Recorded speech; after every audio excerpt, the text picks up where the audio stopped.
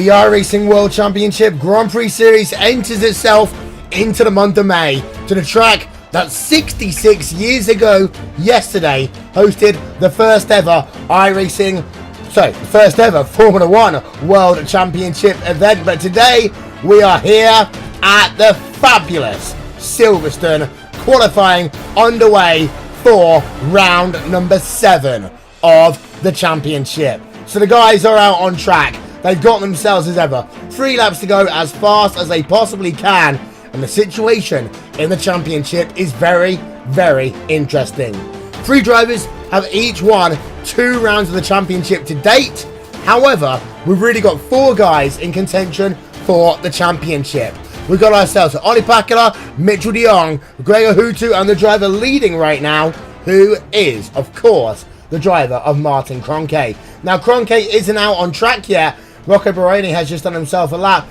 As it stands, Kroenke has got the fastest lap time, a 1:19.818, a full half a second faster than anyone else. But there's still so many drivers yet to go out, yet to do their things. We welcome you here live to the RaceSpotTV booth. Will Vincent, Rachel Whitehead, Johnny Simone. Qualifying, as we say, is underway. We're on board then with the driver of Mogarfilo in the Radicals Online machine. And well, Johnny, at this stage, once you enter the month of May, many people call it the month of Hutu because he is traditionally so strong at this time of the year as he just now exits pit road.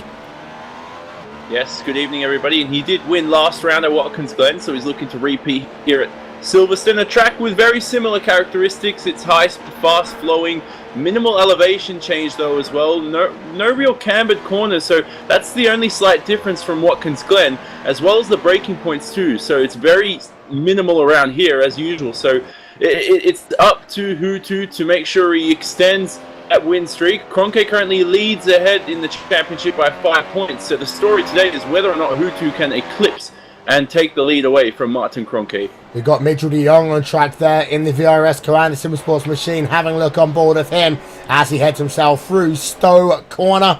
Of course, we've got ourselves a Blancpain GT World Endurance Championship here from this track in just 1 week's time. But de Jong, well, he's there in the championship mix, Rachel. He's currently scored in 3rd place in the championship, hasn't won a race this year, but he's proving, like he often does, to be Mr. Consistent.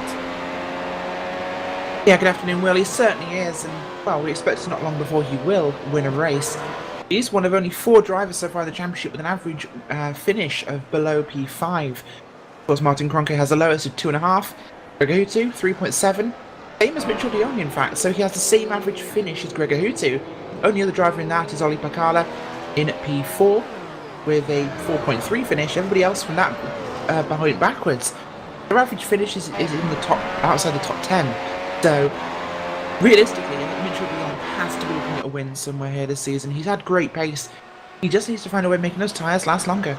Yeah, indeed he does. There you can see the track temperature then at the top of your screen. It's cold here today at Silverstone. Just 70 degrees Fahrenheit, 75 degrees Fahrenheit for your track temperatures, and that's a wind speed of 13 kilometers an hour. Let's turn our attention back to Gregor Hutu, because there you can see him. He exits bare, and that's actually the exit of Stowe, and he's now on to this fast club corner. Get yourself a nice run. He goes wide though, Johnny. That's going to cost him a couple of attempts. Yeah, it certainly is. So now on the run down to the Abbey chicane, just looking for that brake marker. The Abbey chicane slightly cambered, so you're able to really pedal out of this corner as quickly as possible, then through the cambered bridge corner. Full throttle through here almost, just a little release of it. And then as they head towards Brooklands, this is a lovely corner right now. You're trying to trail brake, you're trying to extend the line as much as possible through the final corner here at Luffield.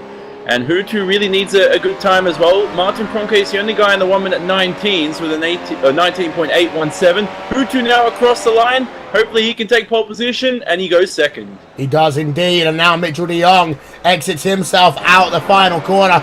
Can he improve on P number 4 from where he was? 1:20.4 was his last best lap, and he is not going to improve. He moves up to second. Moves up to second there at the very end. Ilka Hapala there in P5. Of course, he's had himself a good season today. There we can see Ollie Pakala well down the field right now in 16th place. Rachel, a lot of work for him to do. Yeah, there certainly is, Will, of course, and well, he's obviously places are changing around a lot at the moment. Paco down in P18 now, so he's dropping back. He's on a lap there, we believe. He is, in fact, on it's an out lap, I think, but he's going to put some serious work in here. That car's not looking in as good a shape. This track is a little Marmite, Will. It's very fast, it's very flowing, but at the same time, it requires a certain balance, and with it being so flat, it makes it really tricky for the driver to see a lot of the apexes, a lot of the turning points, because it is so flat. You don't have a lot of visual markers, especially with it being so wide. So it's a challenging track. Some drivers get it, some drivers don't. Ollie Packler, well, we're going to have to see if this lap he's coming on to shortly will be good enough. Yeah, indeed, there you can see him. So as it stands, then it's Kroenke from De Jong from Hutu. Hutu has got another chance. He is currently a third of a second behind Martin Kroenke. As you can see, Ollie Packler, his teammate, needing to really improve it. It's worth noting, by the way, that all drivers here will qualify for this event. We've got 34 drivers registered. That means they will all take a part in the race. So, hey, even if you do yourself a 10-minute lap time, you'll still be in the field. Gregor Hutu then on the exit of, this is Club Corner, heading himself down in towards the Abbey chicane right about here. So actually, we should turn our attention back, first of all, to some of the other drivers on track. We have got ourselves the driver of Yodi Tamala. He's heading himself on towards Abbey himself, so he'll be the third in this line here. It's Ollie Packard who we need to pay attention to first, Ronnie, then Hutu, and then Yodi Samala. And last year, Yoni Tomla was in the bottom 5 here, and look at the progress he's made in over a year. That's absolutely incredible, the amount that this guy's achieved over the off-season, the amount of hard work he's put in, and the way he's found to adapt this car to himself. They'll all cross the line soon, begin their laps, and we'll see a mad dash for pole position here at Silverstone. Indeed so. So there is Ollie Packard now on board with him as he works himself through bridge, heading himself down this very difficult double apex left-hander. This is Brooklyn's, a little bit of counter steer there. Volley Ollie Packard. Now he comes down into Luffield. It's a double apex right-hander. Luffield 1 is always hard. You want to get yourself on the power, you can't when you want to. And actually, Packard is going to come on towards pit road, so that might well be his qualifying done. Let's turn our attention back to Mr. 5-time, to Gregor Hutu. He is on track and he's heading himself on the XL Club down towards the Abbey chicane. And well, he doesn't need to really get pole position here. Of course, we know that Hutu is the king of the mid-race, and we expect these two Kalanda drivers to dance away at the start of this event, but this Team Redline car is better in the middle portion. And if we've got track conditions like this for the race, it could well be interesting to see what Gregor Hutu can do on what we like to call the month of Hutu, the month of May. He works himself past the start-finish line. Let's get a look at his lap time. 1:19.9. That's good enough for P2. He's going to split then the two Kalanda drivers. Let's go back. Yoni Tamana hasn't done another lap. He's had to abort that one. Ilka Harpala runs himself in P8 right now. He's on track. He's got himself one more lap to go. And Peter Berryman as well exits himself out of Luffield. Can he improve on P number 6 as he now works himself towards the start-finish line? For Berryman, it is going to be, well, an improvement of time up into P number 4, Rachel. Fantastic. Big lap there by Peter Berryman. Certainly more than we've seen from the Apex cars recently, Will. That's a great qualifying effort from those guys. Really impressive. Berryman, that's an awesome result from him. Not seen some of the other guys up as far. Carroll is up in P12, which is a good qualifying for him. We know these guys have got it in the race pace, but, well, they seem to be sorting out that qualifying struggle they've been having. Of course, no Sebastian Job this week. It's actually his exam time, so congratulations and good luck for you, Sebastian, in your upcoming exams. But, well, the exam will be on track, and, well, the schoolmaster Gregor Hutu is looking like he started on the front row. Indeed so. Ilka Harpala then completes his lap. He was in P number 8. He worked himself past the track, and, well, Ilka Harpala now moves himself up into P number 4. Yuta Saito's on track. We're seeing then late on this track gets better and better and better. Here is Yuta Saito. Can he now improve on what is currently P number 11? He comes past the start-finish line right about now, and actually he's about to start a lap. So let's work on board of him. Into 1, Cop's Corner, then into Maggots and into Beckett. And, well, Johnny, it was this time last year that we saw Apex Racing's best qualifying performance with Sebastian Job. Of course, he didn't have a good race, really. He wasn't the race he was expecting. No. But again, Peter Berryman, Apex are really good at qualifying for this track. It is their home track. And once again, one driver in the top 5. Don't forget what Peter Berryman did in the Pro Series here. One of the only drivers challenging for the lead. There were only two, and he was one of them. So he's very, very fast around here. Do not count him out come race time. He's had a great result in the past few races. He's raced really hard, shown his pace. He's really emerged as one of the best prospects out of this year's class as Saito now heads to the Abbey chicane. Saito and Umeshima, the two Japanese drivers in this series, have raced so well, and they've deserved everything they've achieved this season. The consistency has been great. Saito needs to finish this lap off strong, and he could qualify in the top 10. Well, yeah, they can see he now exits Brooklands in towards Loffield there. This has been a good lap on board, actually, with Yuta Saito. He's got 10 seconds. This is going to be a buzzer beater now for Yuta Saito. Past the start-finish line, he will come. He gets the lap in. It's a 120. He moves up to P10. So 1 place improvement then for Yuta Saito. Qualifying is in the books, Rachel. Oh, it certainly is. Well, and we've got some great results in there, some expected results, of course, and with Gregor Houtu splitting the two VRS Commander SimSport cars, that's going to make for a very interesting race start. Can they keep them behind them? Can they get past? Or will Houtu snatch the lead early on? We're going to have to wait and find out. Well, there we are. Checkered flag is out. Qualifying is done. So we get ourselves on a look high above at this beautiful motor racing complex in Northamptonshire, England. Of course, as we said, hosted the first ever Formula 1 Grand Prix, 13th of May, 1950. Yeah, there were Grand Prix beforehand, but this is the first in the FIA Formula 1 World Championship. And also, of course, it was an airport in World War II, which makes it so flat. It's a little bit like Sebring in that regard, although unlike Sebring, it's only got one track surface. Let's get a look then at your final race results, your final qualifying results, and we can show you then it is going to be Marlon Cronke, pole position for VRS Commander SimSports. He will claim qualifying then, a 118.818, only two drivers inside of the 119 bracket. The other one is Gregor Houtu. Of course, they are 1 and 2 in the championship. They are 1, 2, 3 in the championship because Mitchell de Jong is in 3rd place for VRS Commander SimSports. Fantastic qualifying by the Orion race team driver of Ilkka Haapala. He has shown that Orion are still a factor and still a force in this series. Peter Berryman then for Apex Racing UK in P number 5 as its red lines Alexei Yusiokoda. Slightly disappointed by him in P number 6. Piatella, Baroni, Tomana and Yuta Saito. They round out your top 10. Having a look back, there are a couple of people here, Johnny, who I am a little bit surprised about.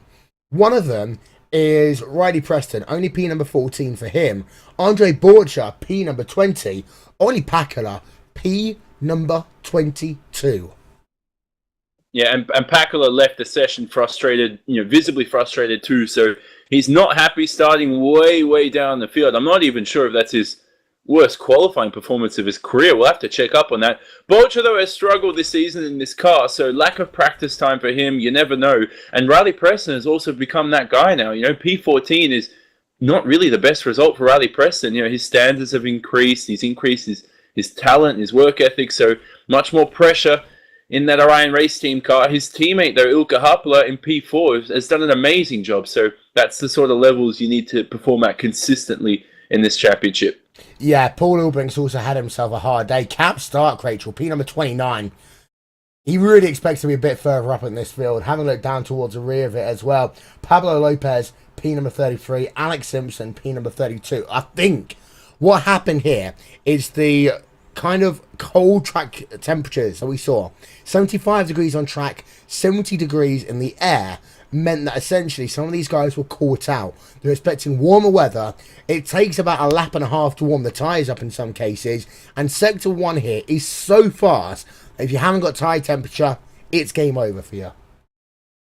Absolutely well. And this first sector here, of course, includes the famous, world-famous corners, Magnus and Beckett's complex. It's an incredible piece of track, but if you don't have tyre temperature, you lose so much time going down Hanger Straight. And that's absolutely critical for your lap time here around Silverstone. It's a massive part of it, and if you can't carry that speed, you are going to be slower. And of course, building that tyre temperature is so important. The outlap, you have to really work to build that temperature. A lot of these guys are struggling to find that in this weather, so it's a tricky one. It's going to be interesting in the race with the first few laps and seeing how people get up to racing temperature and pressure, but as it stands, this track is always notoriously difficult to qualify. However, it does make for amazing racing. Well, ladies and gentlemen, let's take a break. Let's step aside for a moment. Let's analyse what we have just done. We'll be back with you in a few minutes.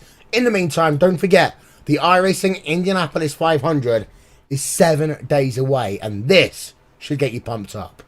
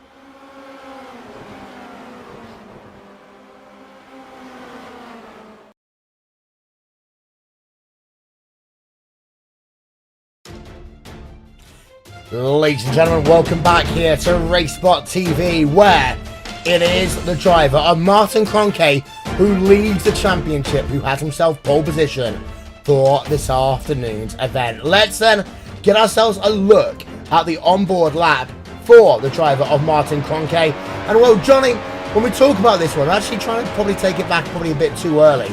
But for Martin Kroenke, he needs to get pole positions right now. He needs to win races, because we know that Kroenke is so good at the end of the season.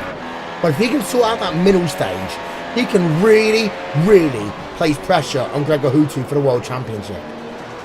Yeah, we spoke about it in previous rounds of how Kroenke's taken 3 wins in the season twice. He's already had 2 this season. It's round 7, so he's 2/3 of the way there to his normal total. He's stepped up this season. It's very good for Martin Kroenke. 1 pole already. This is his 2nd.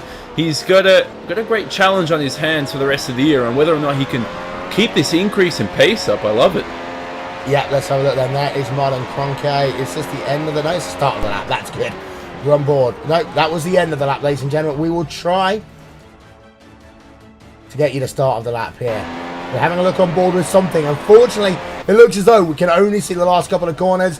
So we do apologise for that one. Unfortunately, things don't always work when you do it live, Rachel. But it is worth noting that 1, 2, and 3 in the championship are 1, 2, 3 on the grid. Now, we talk about the fact that Redline are very good in the middle part of the race. Redline, if it's cold conditions for the race, are going to love this, though. Oh, they certainly are. Redline have certainly had the advantage when it comes to tyre life, Will. They have seemed to be the team that have managed those tyres the best out of everybody in the grid. Coanda, possibly the worst. They've had the biggest drop-off all season so far. It's going to be interesting. Of course, looking for drivers like Joni Tamala and Olli Pakala to push forwards to this field here. They're out of position somewhat, and they're both really quick. This field is so competitive, and it's come down to who can manage their ERS the best, who can look after the tyres. The tyres are critical in this one. And Redline, as always, are on top of the game. Yeah, and when we think about this race overall, actually, Johnny, track temperatures, if they stay low, I'm worried about Sector 1. I really, really am. Yeah. Well, the best overtaking spots on the circuit, one of them's in Copse. You can really have to form up in the opening laps into Maggots and Beckett. So you could see drivers running off the racetrack. Who knows? They're more than skilled enough not to. So on the other hand, I think these guys have put in enough practice. Where these drivers need to put in a lot of practice, and this has been spoken about a lot, is pit entry. The pit entry here, make sure you use that same braking point you have over the past 2 weeks in practice. And some drivers will be caught out today. Remember last year, I think Sebastian Job either got a penalty in the pits, and that just ruined his race. So this pit lane at Silverstone, despite being so simple, if you don't get your braking point right, you'll lock up. The same way we saw Pacola in qualifying. He aborted his lap, entered the pits in a very terrible way, even though he was frustrated. So it's something to look out for today. Which drivers will get that pit entry right and not speed in the pits. Now, we think about the bigger picture here, and we think about the championship. As I said at the top of the broadcast, Johnny, there's really 4 drivers who, points-wise, have the chance to get in. Of course, one of those drivers, not included on that list, is the number 51 in its racing machine. But this stage of the season, he's had so much bad luck. If he was to start winning races again, then he'd have the chance to be in the picture. But P9 in qualifying ain't good enough. He needs to be top 5 in qualifying, top 3 in races, getting podiums if he wants a championship. Otherwise, he's going to start fading away before too long. Yeah, and there is a drop week. He will obviously take it with one of his DNFs, but he's got more than that. So that's an issue as he faces right now. He's starting in P9. There are some drivers who get that start into Turn 1 very right here at Silverstone. The distance from pole position to Turn 1 is 420 meters. So Tormala has a greater distance than that in turn from P9 on the grid. The championship's a long run. Plenty of rounds to go, and the best thing you can do right now, being a young gun, is just to keep his head up, and he's doing everything right. There's nothing really he's doing wrong at the moment, so he needs to fight hard. I really want to give a shout out to Yuta Saito, not just for that buzzer beater lap that he set in qualifying, but he's just had such a great season. This is the second time I've said it, but once again, qualifying in P10, the guy is consistently showing up there this season. One of the worst drivers in history in terms of consistency, and this season he's improved so well, so shout out to him. No, you decided I think ever since he's joined Radicals Online, actually, he has been fantastic. Yeah. You've got to give the shout out as well also to Peter Berryman. We talked about him, Ilka Harpana as well, Orion Racing. Now the thing, Johnny, about Orion Racing is that they never seem to go away, and that's a good thing. They always end up with a driver in the top 10 of the championship. They always end up doing well, but they're a silent team. They are one of these teams, a bit like Williams in some ways, where we don't expect them to win races, but we do often see them in the top 10 of every single race. And Ilka Harpana from P4, he has got a chance for a podium here, and it's a serious chance, because he'll be scrapping out Peter Berryman and Alexei Isiakola for a shot of at least P4. We know the fact that the Coanda guys struggle. I think Mitchell de Jong's 3rd place is in jeopardy, and it could well be Ilka Harpana that takes that position. Yeah, let's see how his race pace is like. You never know how these drivers will manage their ERS and other issues with the car. Tyres was a big point that Rachel mentioned about earlier. The fact about Orion, they should negotiate in some sort of collective bargaining agreement to get like a historic prize money each season, because they've been around for so long. The team is great. They keep on hiring the drivers they need. They've got Riley Preston in this season, great addition to that squad. And young prospects with good futures, that's what they're getting. And you still have old guys with talent. Ilka Harpala, he spikes up every now and then, and this is the race we see it. Once again, qualifying in P4.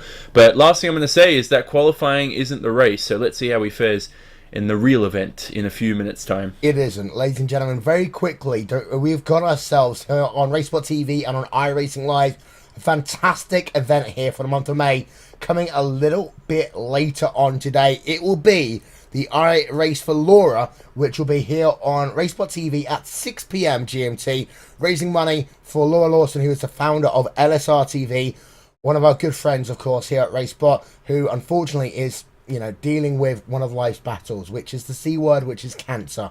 So check us out, 6 p.m. GMT here at RaceSpotTV. It's 200 laps, 500 miles at the Indianapolis Motor Speedway, and it's going to be fun. We're going to enjoy it. It's going to be so much fun, and of course, it is the prelude to the 7th annual iRacing Indianapolis 500 next week, a part of a RaceSpotTV doubleheader with the second round of the Blancpain GT World Endurance Championship, also here from Silverstone as well. Johnny, give me a winner for this race. Go. Who to? Rachel Waithard, give me a winner for this race. Go. Martin Cronkey. Do I get to pick one? Yeah. You can't be out two. I'm gonna It has say, to be something different. I'm going to say Mitchell de Jong. So we've got 1, 2, and 3. The reason why I say de Jong, it seems to be better at holding his ties over Cronkey when it really matters. So that's qualifying in the books, ladies and gentlemen. We are about to head ourselves to race time here on RaceSpotTV and on iRacingLive. We will step aside for a few minutes. We'll be back with so much more coverage. The race will be here. It will be live, round 7 from Silverstone, Northamptonshire, England. The place which is the home to most of Formula 1 will be here for the 7th round of the iRacing World Championship Grand Prix Series, and it will be after these messages. Hey, this is going to be a good one.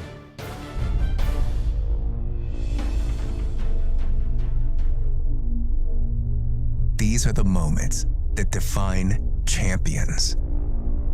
Finding calm amongst chaos. Focus amongst distraction. Channeling nerves into confidence. Fear is not an option. Failure is the enemy. Do you have what it takes? Tighten your belts. Shut your visor. The battle begins now.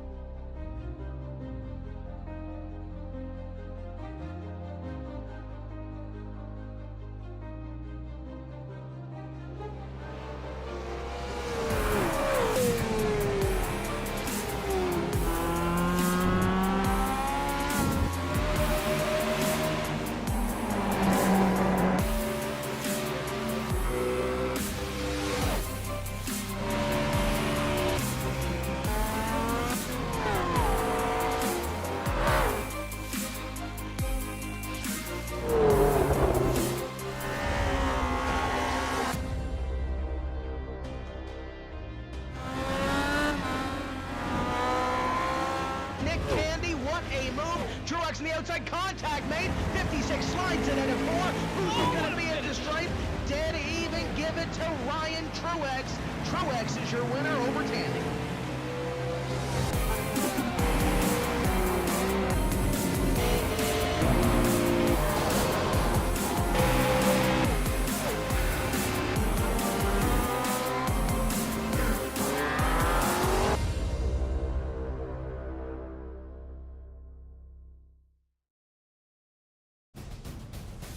Yes, it all starts here. It's opening day for the Verizon IndyCar Series. From St. Petersburg, Florida, new cars, some new faces, and an old, solid group of veterans and winners. Get ready, stay with them here. They call it the Valley of the Sun. They're running laps at 155 miles an hour. Long Beach, California, a beautiful destination city with a huge sandy beach, great marinas, cruise ships, and once a year, the Verizon IndyCars. The spectacular undulating Barber Motorsports Park.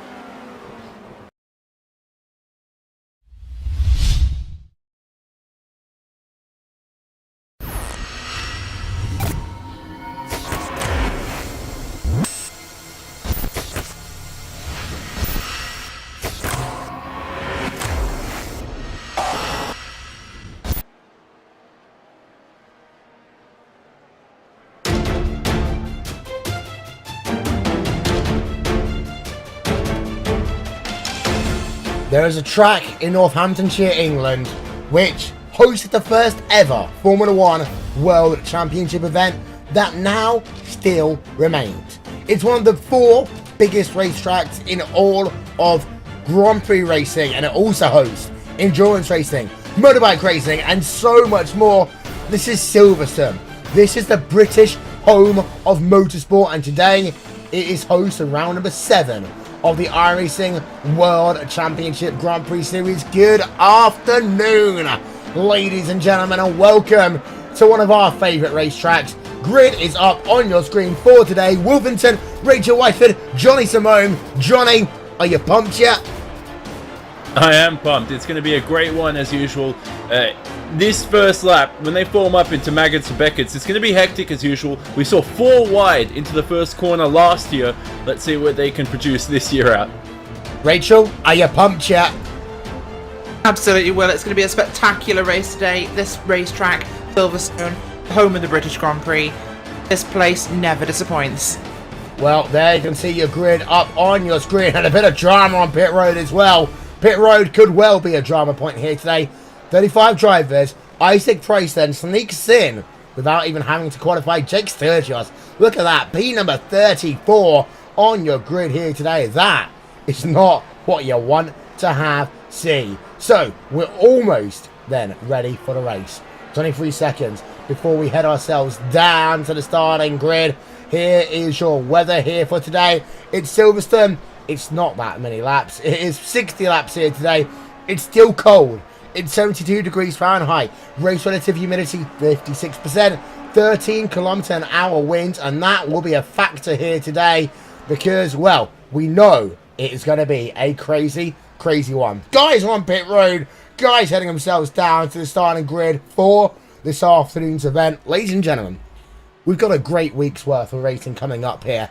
Not just this round number 7 of the championship, but still so much more. Tomorrow, it is time to head ourselves to the world of VLN, to the world of sports car racing at the Nordschleife. Round number 1 of a new championship is here on RaceSpotTV. We've got ourselves the iRacingLive event later on tonight, and of course next week it's round number 2 of the Blancpain GT World Endurance Championship from Silverstone. It's a part of a RaceSpotTV doubleheader that will also see ourselves head ourselves to Indianapolis, back home again in Indiana for the 7th annual iRacing World, basically the iRacing Indianapolis 500. That will be next Saturday. So much more as well. RaceSpotTV Prime Time, etc. et al. Here we are then, guys, on the grid. They are ready to go racing. 60 laps here at Silverstone. Let's get the show on the road. Lights are on, lights are off, and we are ready to go racing here at Silverstone. Green flag in the air. Cars coming down in towards turn number 1. This could be sketchy. It's one of the fastest turn 1s in all of the series on Hutu. Looking to the outside then already as they come down in towards turn number 1. Hutu has the inside line, and Hutu to the race lead there, Johnny. Good start from Gregor Hutu. Alexei stays stagnant. Happel has dropped a couple of positions too, but Peter Berryman is up into P4. He's trying to fight here for Mitchell de Jong for that final podium position in P3. Well, what a start then from Gregor Hutu. He knew he had to lead at the start of this motor race. Two-wide racing down in your pack right now. There's Mo Garfield scrapping it out. That's the driver of Robin Friscops there right behind him. But Rachel, that was perfect for that Team Redline car. We talk about the month of Hutu. The month of Hutu has kicked off as the car's off. We had a car off heading down towards Club and Vale. We're going to that's De Jong. De Jong with a big off there on the racetrack. He comes down to Club and Vale, as you'll get to see there. Oh, nearly runs into the back of his teammate, turning into the corner and chooses to go across the grass. Big off there for the 3rd position driver in the championship. He loses a lot of spots, and this field is very condensed. 2-wide racing there as they came through Club and Vale, running through the last part of the lap here. This is incredible racing as we expected. Well, we knew it was going to be a fast first lap, and those tyres are about to start warming up. They can see your field as they exit Luffield corner as well. Overall, Johnny, a good first lap. One driver on towards pit road then. Penalty potentially for them. But look at these guys. We've got a little bit of 2-wide racing down in your pack once again. But overall, there's 3 guys coming towards pit road actually. So actually, seems to be a couple of penalties, a couple of potential jump starts at the start of this one. But Martin Kroenke is going to be livid with his start because Hutu has decided to say, hey, I want the race lead. And actually, I think with that speed, Hutu's on a different strategy. Yeah, let's see how this first stint evolves here for Gregor Hutu and Martin Kroenke, because Kroenke's still in this race. He's within a second of Hutu. They're approaching that club chicane right now, and this is where de Jong went off. And you know, it was so difficult. It's a downhill braking zone, first lap, cold tires, cold brakes. There's not much braking energy used, and that's the first time really into Stowe and into turn 8 there at club that you first start to use the brakes, and that's part of the reason why Mitchell de Jong went straight off the racetrack. Ollie Pakula up 2 positions, Rachel. P19, that's all for him right now, but he's hunting Marinus Kolak. Yeah, he certainly is. Marinus Kolak there, really trying to have to defend pretty early on. Cam Stark got a good run from behind. Stark, of course, qualifying quite far back. P28 he started. He's running in P19, Will. Made up a lot of spots nearly running. Darkus, we know, very good in traffic, as he's being followed there by Tom Meglik in the TNT Racing Machine there, who also has, I believe that's Jorge Montanez behind him, running up in the 22nd position. These guys pushing hard at the lower end of your field, but once his field starts to get spread out a little bit more, we'll start to get those DRS trains forming, as these guys will not be able to get close to each other. Indeed so. On board with Antoine Hegland, he's P number 13 and the Apex Racing UK machine. And well, here's what the issue is, Johnny, because Sector 1 is so fast. You don't often get yourself the opportunity to get yourself right up behind someone. And Antoine Hegland, he is close behind Michael Dinkel. P12, P13, Vortex Racing versus Apex Racing. Bit of a kick there for Antoine Hegland. But if you're in this pack of cars, actually sector number 1 really hurts you.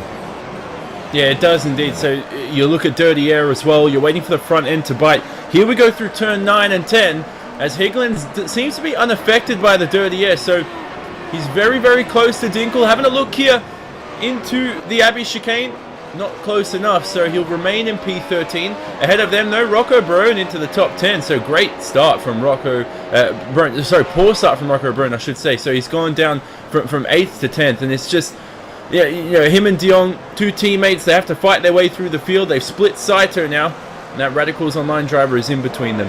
Yellow Tomato, we talked about him, about how he really needs to go fast, as Martin Kroenke sets the fastest lap of the motor race so far.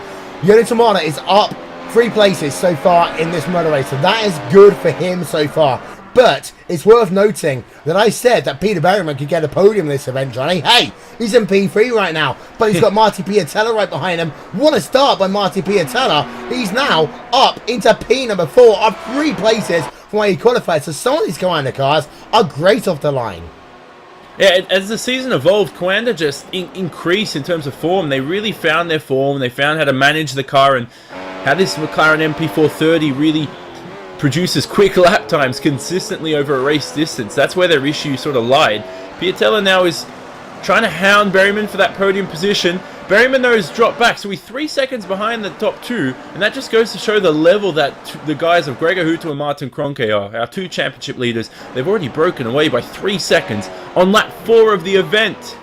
Tom Meglik's having himself a big issue in that TNT Racing Machine. And we've got another car turn around as well. I think that might have been Alex Simpson in the 05 machine. Yeah, it might well have been. There we can see Alex Simpson. He's all the way down in P number 31 right now. So 2 drivers having horrible days as it stands right now. Rocco Barone running himself in P10 in that VRS Command Sim Sports machine. But out front, Hutto led early. But hey, Rachel, Kroenke's coming back. Yeah, Martin Kroenke is coming back, and Hutto did get the jump on that start, but it's only like half a second, 6/10 of a second at the moment between those 2 cars, and well, he is gaining. Gregor might have burned his stuff up a little early. We've had 5 laps, so it's possible. We don't expect this sort of thing from Gregor Hutto. Kroenke clearly wanting to make sure he does not let him get away.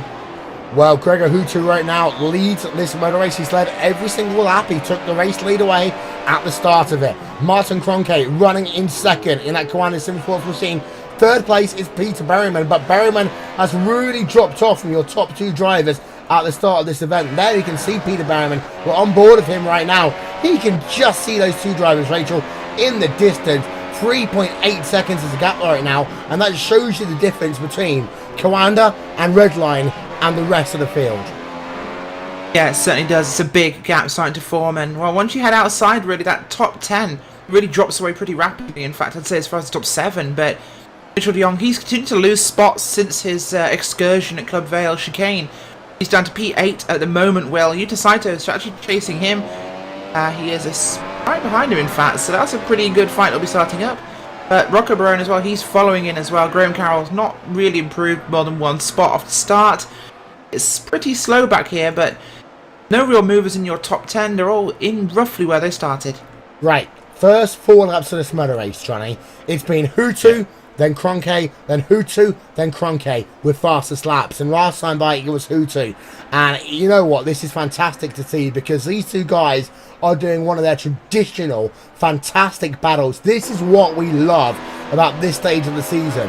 They've got themselves into rhythms, and we've got some of the best racers in the world doing what they do better than anyone else in sim racing. Hutto is having to push it to the extreme. Kroenke's a driver I worry about, as actually I just saw someone losing time there once again. I think that might have been iWCGPS being passed there by Mitchell de Jong.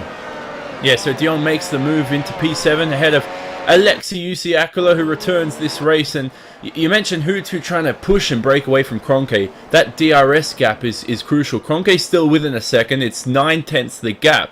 And if he can just break away and remove the drag reduction system benefit that Kroenke gets, I think this will be a great runaway for Hutu. So Kroenke's really got to maintain his pace, stay consistent. We're only 1/10 of the way through the race, so there's plenty of time to go. As I think I saw Joni Tormler have a slight moment on the exit of Perori, entry into Brooklands there, so he lost a couple of tenths, and that could allow de Jong to yet move himself up another position after that abysmal first lap into the turn 8 braking zone. Well, it's interesting because Tomaya's up into P6 with an NX Racing machine, but Ilka Harpana, Rachel, has stayed strong. He's running in P number 5. He did get then passed by Marta Piatella at the start of this race, but we talk about whether or not Ilka Harpana can keep that race pace he has for the first 10% of this motor race. Yeah, he certainly has, and he's holding his position here, really. The only driver that's passed him has been Marta Piatella, who's had a really good charge up from P7 to P4. But otherwise, it's pretty quiet, in fact. Marta Piatella in that VRS Commander Sim Sport car there, doing a great job. But just not really much difference for Harpana. He's really stayed where he is. Ryan, oh, they are the quiet contenders here. They always seem to get a reasonably good finish. For once, it's looking like a very, very good finish for Ilka Harpana. It's worth noting, actually, Rachel, that the fact that the track temperature is up 8 degrees in qualifying. So these guys now, for some of them, they're in better form. Coanda may well struggle with this temperature more than Redline, but still, it's worth noting that 8 degrees could well be a big impact in this motor race. Live timing and scoring, by the way, ladies and gentlemen, will be up soon. We promise you. Marta Piatella running himself in P number 4 right now. Still on the rear of Peter Berryman, but Berryman still holding strong in that 3rd place, Johnny. Yeah, and you look at the lap times last time around. Hutu a 22.8, Berryman a 23.798, so almost a second slower than the leader, Gregor Hutu, and that's why the gap is 6.9 seconds between those two. Berryman is either struggling or he's on a different sort of strategy right now. Remember that qualifying pace is different to race pace. We know that some drivers have suffered with ERS issues come race times. You know, Pakula's been one to name. We saw Holtzman's been a big figure that struggled throughout practice. He's not racing here today. He's got some pedal issues. So hopefully we see him back in the field, but that's might be an issue Berryman is facing, or it might just be the easy logical option is that he's just struggling for pace. Yeah, as down in your pack, you got yourself the train forming, Rachel. It's a DRS train, whoop whoop, which is headed by Rocco Baroni there in the number 9 machine. He is currently in P number 10. Graham Carroll there, Apex Racing. Apex Racing continuing to have a good race here. They had a good race here last year with the driver of Sebastian Job until he messed up on pit road. It seems to be with Berryman in 3rd, and we've got ourselves Carroll in 11th. Actually, Apex Racing are doing themselves a good little job right now. Well, they certainly are, Will, and I know I joked with Sebastian Job before this race saying, remember last year when you sped on pit road? Yeah, I keep reminding him of that one, but yeah, they have improved their qualifying as a team. It's something I'm quite critical about sometimes on here, because I know they're a fast team. I know they're a great team. They race so well. As a team, they have struggled to qualify in the past, and we're starting to see some of their drivers heading back towards the front of the field, which is great news, because when they have the pace to get up to that point in the field, they have the pace to stay where they are in the field. So their qualifying is improving. It's great to see. Really enjoying it as we look at P12, P13. And that is, I believe, Michael Dinkel and Anton Heglin. It is indeed. Unfortunately, our kind of light, our replay system is a little bit broken. It's Antoine Heglin then with Michael Dinkel. These two drivers are mighty close, and that's Apex Racing again then, scrubbing out of Dinkel. They've really been doing that for the last half a lap or so, and that's allowed Graham Carroll to just actually break away from that pack a little bit. What really happened, Rachel, is that Graham Carroll came under pressure from Michael Dinkel. Dinkel couldn't complete the pass into Maggots. He fell back as a consequence, and now it's Apex Racing in P number 12 and P number 11. Yeah, it certainly is, and well, that's a great place for him to be in actually at the moment, as these guys are starting to push forwards and really enjoying seeing what they're doing. So, there we are. 10 of 60 scored complete. 1/6 race distance here on RaceSpotTV. Marty Piatella, though, has closed up to the rear of Peter Berryman, Johnny.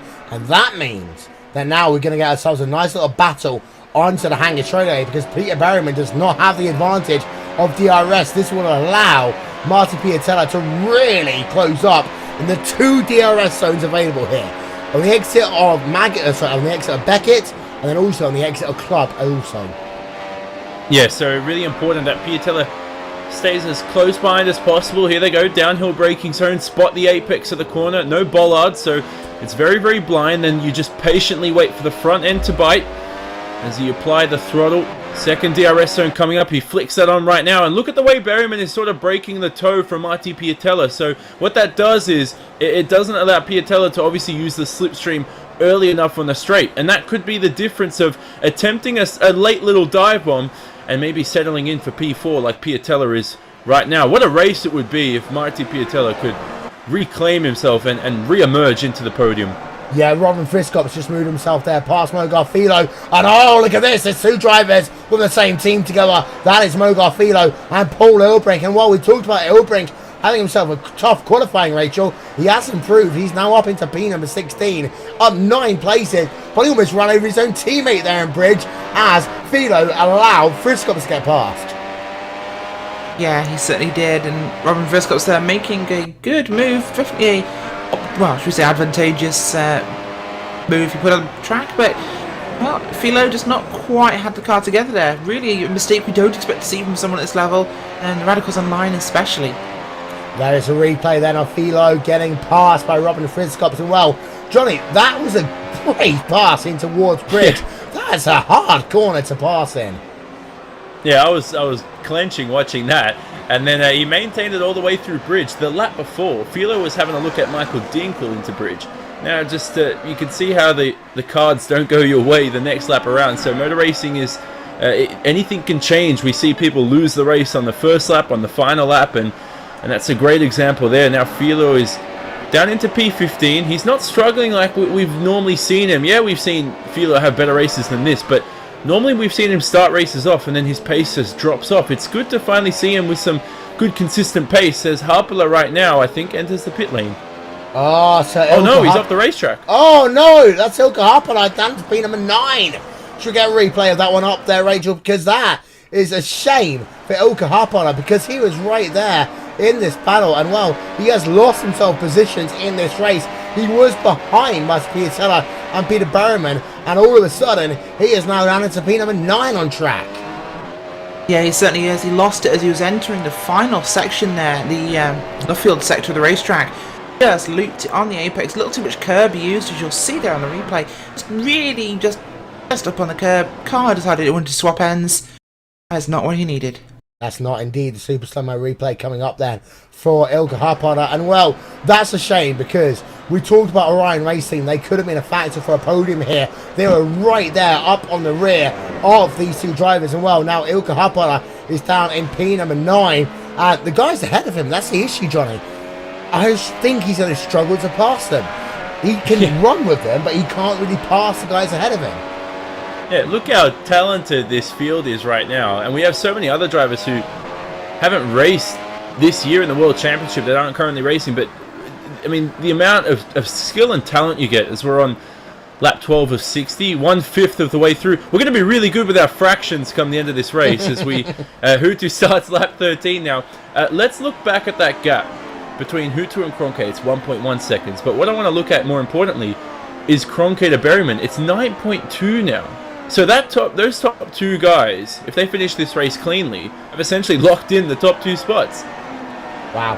And also, of course, Hutu versus Kroenke. That is for the championship as it stands right now. Mitchell de Jong had himself an incident in the early part of this event. As we can see, 2 wide racing then down in your field a little bit there.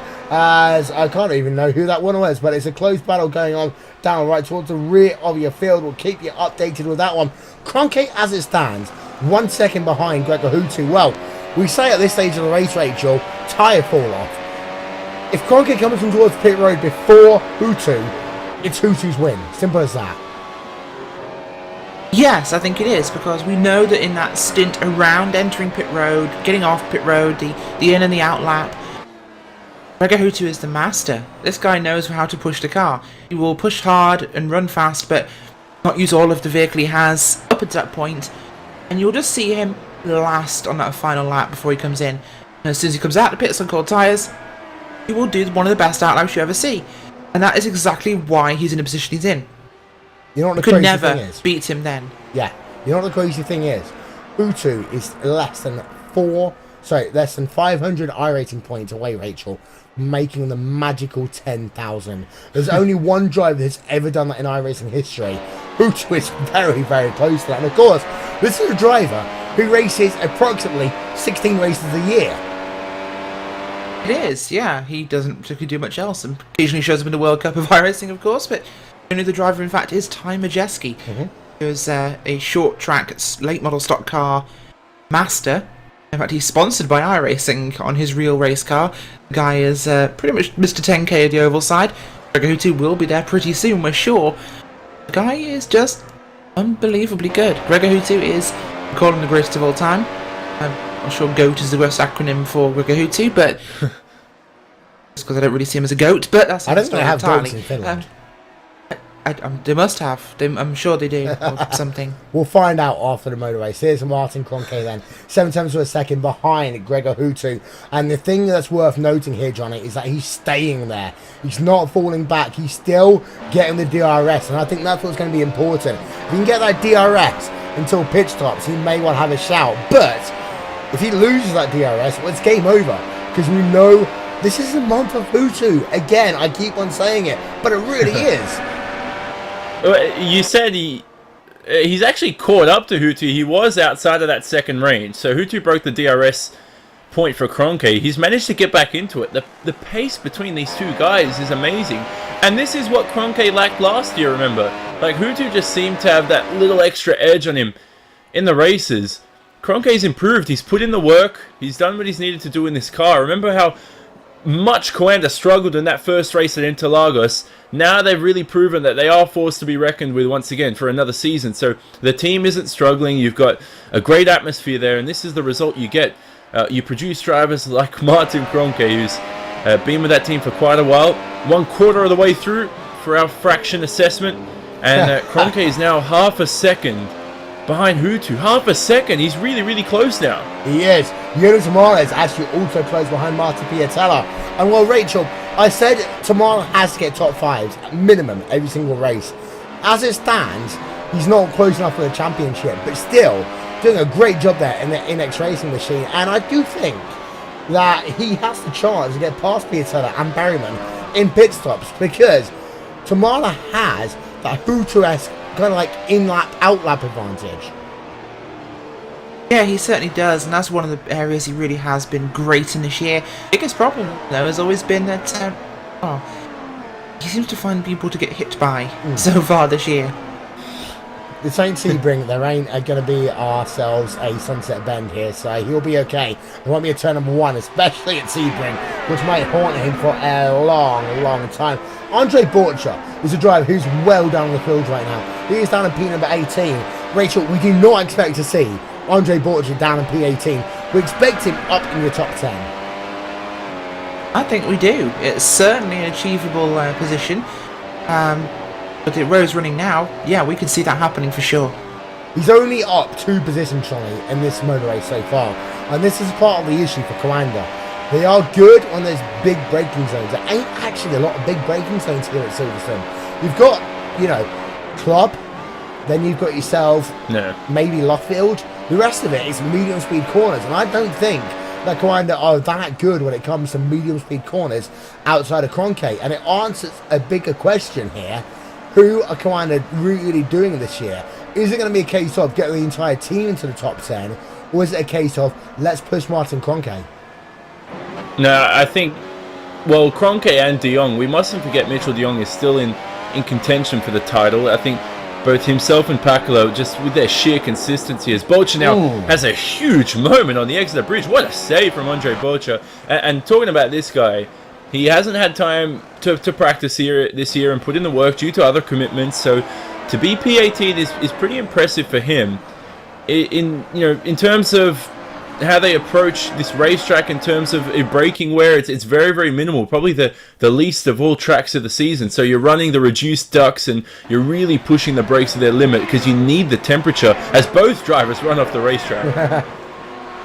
Well, actually right behind him as well is Marin S. Kolak, and Kolak is a driver in that Orion racing car that will seize an opportunity as we're working ourselves. Lap number 17 of 60. Hey, Johnny, as far as our fractions go, that's just over half, over quarter distance. As here we can see then, actually Kolak right past the driver of Andre Borcha.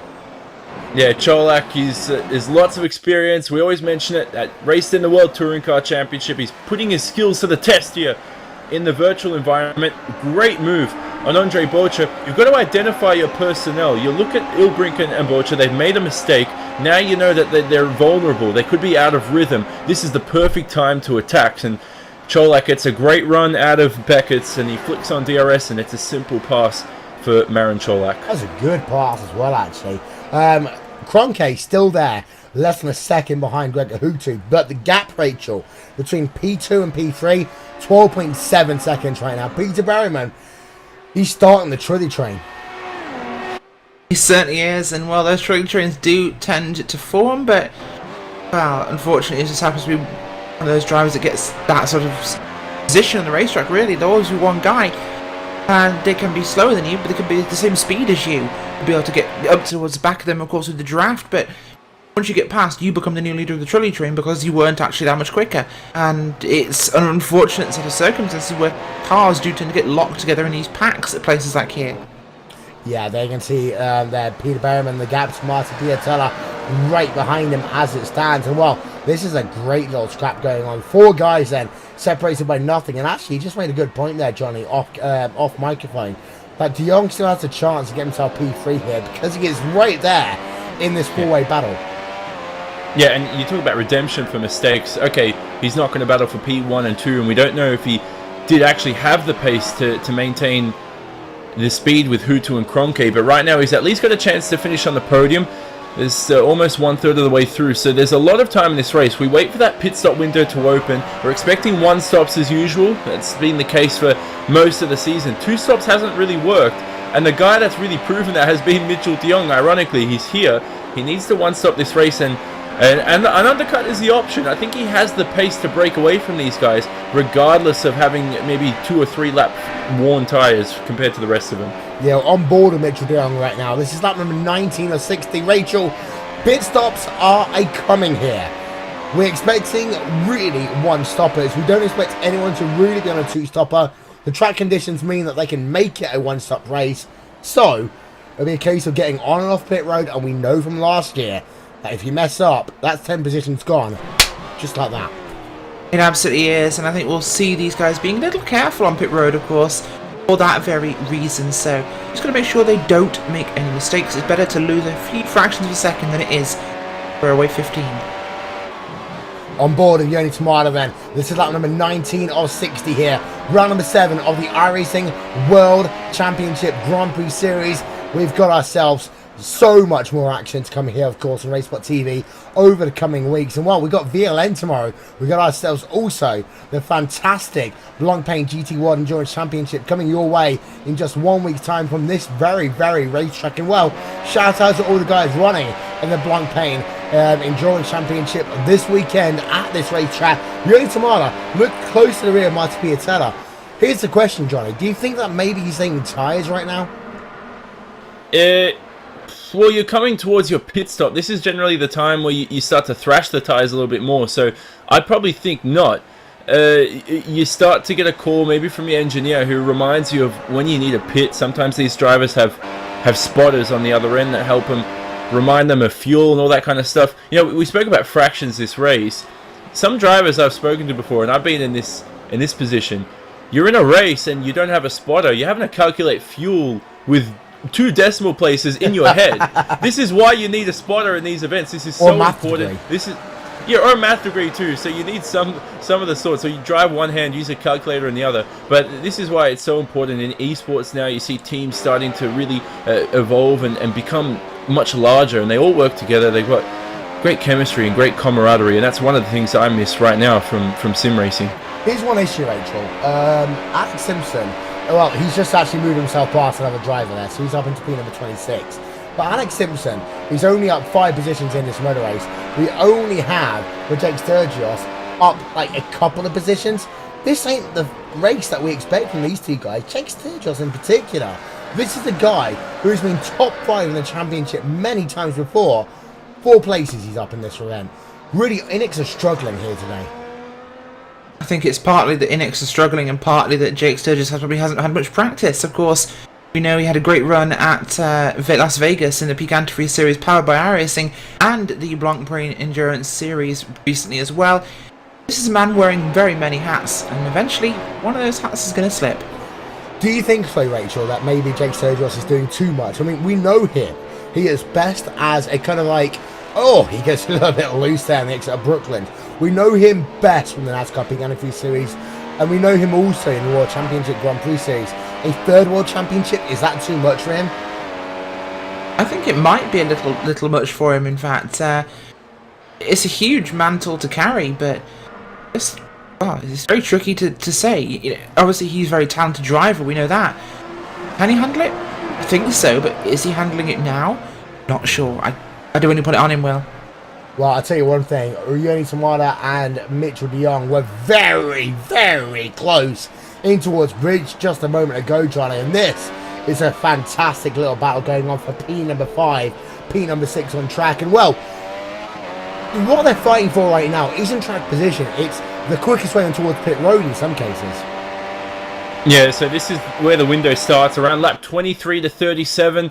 You're looking at that. It's a wide range, very broad range. Some drivers like to extend that first stint. I don't know why you would do that, but generally drivers tend to pit a little bit earlier than halfway distance, as de Jong has been unsettled. So notice this race is that into Maggots, de Jong has really used that curb a hell of a lot into the Maggots entrance, and it's really unsettled the Coanda SimSport car, as he has DRS once again on Joni Tormala, but he's too far behind. So de Jong's incredibly aggressive. I think pit stops are coming up, as you say, Will. It's important to watch out for. Yeah, so we're on board there with Mitchell de Jong running himself in P number 6 right now in that VRS Coanda SimSports machine. Inex Racing's Ryoni Tamada just ahead. These two guys, as de Jong goes very wide on the exit of Club Corner, looking for a gap. He can't find one. This is what I like to call frustration here, Rachel. I think de Jong is just starting to get a little bit frustrated, and that's going to burn his tyres out. So if he does go later, he won't get any real advantage. Yeah, it certainly will, and that's something he's going to have to really keep an eye on at the moment. It's going to be tricky for him to manage that, but you've got to get this in the right spot. This pit cycle here is critical. We know these guys are realistically going to be looking at possibly the 1. We think 1. So this is the time where the tyres are really starting to go bad. You've got to have saved some earlier on for this. You can't just decide to start saving partway through. You've got to be planning for it. Yeah, we've got a guy coming out of pit road there. That's Mogar Philo. What's Philo just done, actually? Because what has Philo just done? Has he just actually had a spin? Yeah, he spun on the exit of Bridge, and I think he's got a little bit of damage on the right-hand side by the looks of it. But Mogar Philio's had a scary moment there. Hopefully that car's still good enough to finish this race. Well, we're riding on board there. This is a replay from Mogar Philo. We'll get it up for you now. And, well, this is not a place where you want to have yourself an incident. And Mogar, actually, we're on board of Ronnie Parker. There you can see Mogar Philo just dancing off into the sunset just behind him. But Mogar Philo, there we can see him down a number of positions. And while Rage, Philo, we don't often see mistakes from him. That's the issue. No, we certainly don't. And Mogar Philo is not somebody we expect to be making a mistake. That's very unusual. So, not a driver slightly out of character in this race today. That felt a bit like Interlagos for Kimi Räikkönen there, trying to take the exit road because he went the very, very long way around the racetrack. Yeah, he certainly did, and well, we'll have to see whether he can actually make this one back. But I say Kimi Räikkönen, we've had a lot of out of character driving this season, though. We've had some big moments. Greg Ahutu outbraking himself. Yuta Saito braking himself. Guys that are normally very correct and very precise are putting feet wrong this season. It's quite an exciting one, but it's shifting things up a lot. This new car, I think, is really challenging a lot of these teams and drivers. Well, Johnny, I'm going to ask you the most important question we're going to ask all year. Yeah. Is this the closest World Championship we've ever seen? It could be, but it's a long championship, and you need to keep yourself on your feet. And the first two drivers that are going to do that are Hutu and Kroenke. They know that this championship is not one and done after a couple of wins. Well, there we can see your mid-pack once again. I say mid-pack, actually in the front. This is P3, 4, 5, 6 on the racetrack. This is Peter Berryman with Piatella, Jonas Mana, and Mitchell de Jong. And this, Rachel, is going to be a case of, if you can get off pit road really well, then you're actually going to gain yourself 2 positions. But Berryman right now, the pressure is on him to keep that position. Because this is the same as last year, almost in some cases. You know, you had yourself one driver doing really well, Sebastian Job, but he couldn't do it on pit road. Berryman is going to have that in the back of his mind right now. Oh, he certainly is going to have it in the back of his mind. It's very hard to shake that. Once you get it in your head as a driver, you do drive differently, you do race differently, you are a bit more conservative, you're maybe a bit more erratic, and it gets inside your head. These guys have to focus on cleaning their minds out, not thinking about these things. It's imperative that when you're out on the racetrack, you are not thinking about this. But yeah, it happens, and well, things go wrong. Well, de Jong just had himself a little look there, Johnny, in towards Brooklands. Couldn't do it. And this is what I go back to. And of course, you know, for the next 2 weeks, I'm going to be talking about Indy. I'm going to be talking about the Indianapolis Motor Speedway. And you can't make a half wreck. If you're going to do it properly. Because otherwise, you lose more time than you gain. Simple as that. The trick is, though, for de Jong, he is trail braking into Brooklands. He's getting impatient, stuck behind this little trolley train that Peter Berryman's been in P3 all race since that lap one mistake from Mitchell de Jong. So you're trail braking into Brooklands. Why not have a look? He forced Tourmala offline. He's trying stuff that's different. We're in that one-stop window. If you can pick off a position ahead of your pit stops, that's one less you have to make up after the pit stop. So de Jong, maybe he could enter the pit lane now. There's 34 laps remaining in the event after they cross this line, and as Hutu begins lap 26. So this is a great pit stop time for Mitchell de Jong on that one-stop strategy. Would he come in early or would he come in late if you're Mitchell de Jong, Johnny?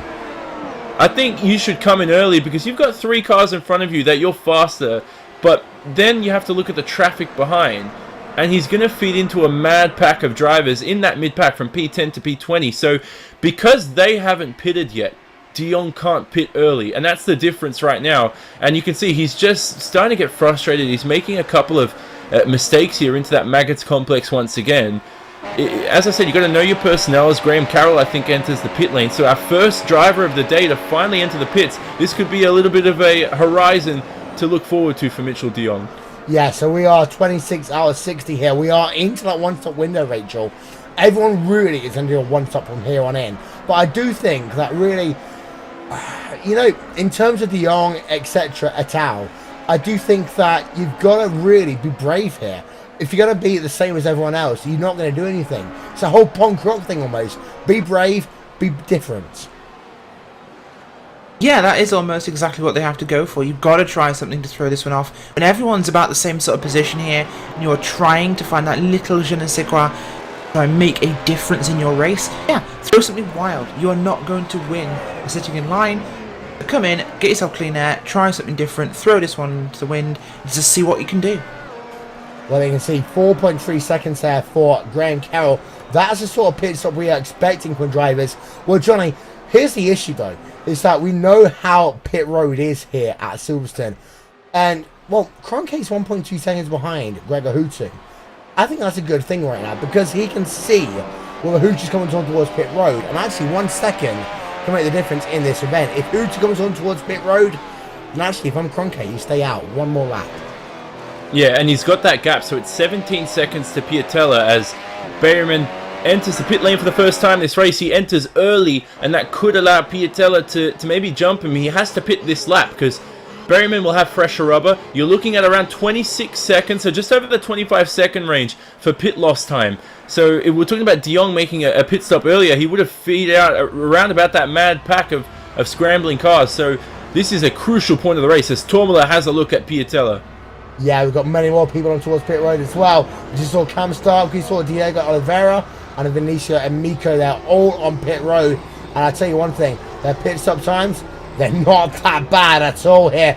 Venetia and Miko, 3.6 seconds on pit road. That is fantastic to see there. Alexei Yusiakoda actually has made himself a pit stop from out of nowhere. He's back out on track right now. So Yakola down to P number 17, but in traffic, Rachel. And that's what the issue is. You come out in traffic, game over. Yeah, absolutely. And if you do come out there, that's going to be the biggest problem for you. In any sort of race situation, as Kroenke will leave pit road now. We'll see where he feeds out. He's going to be coming out ahead of one of the radicals. He's got perfectly now. This is a great stop by Martin Kroenke. Now, we're going to have to see what happens with Gregor Hutzi. 4.5 seconds exactly there for Martin Kroenke. We can make so many jokes about perfection there and Germans, but hey, Martin Kroenke, a fantastic pit stop there for him as he hit himself down the hangar shredding. Importantly, ahead of Yuta Saito, Rachel. That is big for him. Yeah, it certainly is. And well, this race is this is a critical juncture now where things start to really change. We need to keep an eye on this. And well, one thing I'm noticing here actually, Will, is Hutu stuck behind a lap car. He was chasing him, and we have De Jong passing Joni Tomala. Yeah, we'll have to see if Hutu reacts this time. Lapped car, traffic. Will Hutu pit in to avoid this? He does, yes. He dives into pit road to avoid that lap traffic. We'll see where he feeds out relative to Martin Kroenke. Big lock up across the timing line there entering pit road. We will see if he's got a penalty or not. That could have been close, Will. I'll tell you one thing, let's have a look then at the lap time for pit. It did 2-2 speed on pit road. This could be important here. Oh my word. Let's have a look at the pit stop time. If that is going to be more than a 4-second pit stop, Gregor Hutu, 2.9 seconds. Oh my word. What has he just done there? And he just got passed. Oh, Gregor Hutu right now is ahead of Kroenke though by 1 second.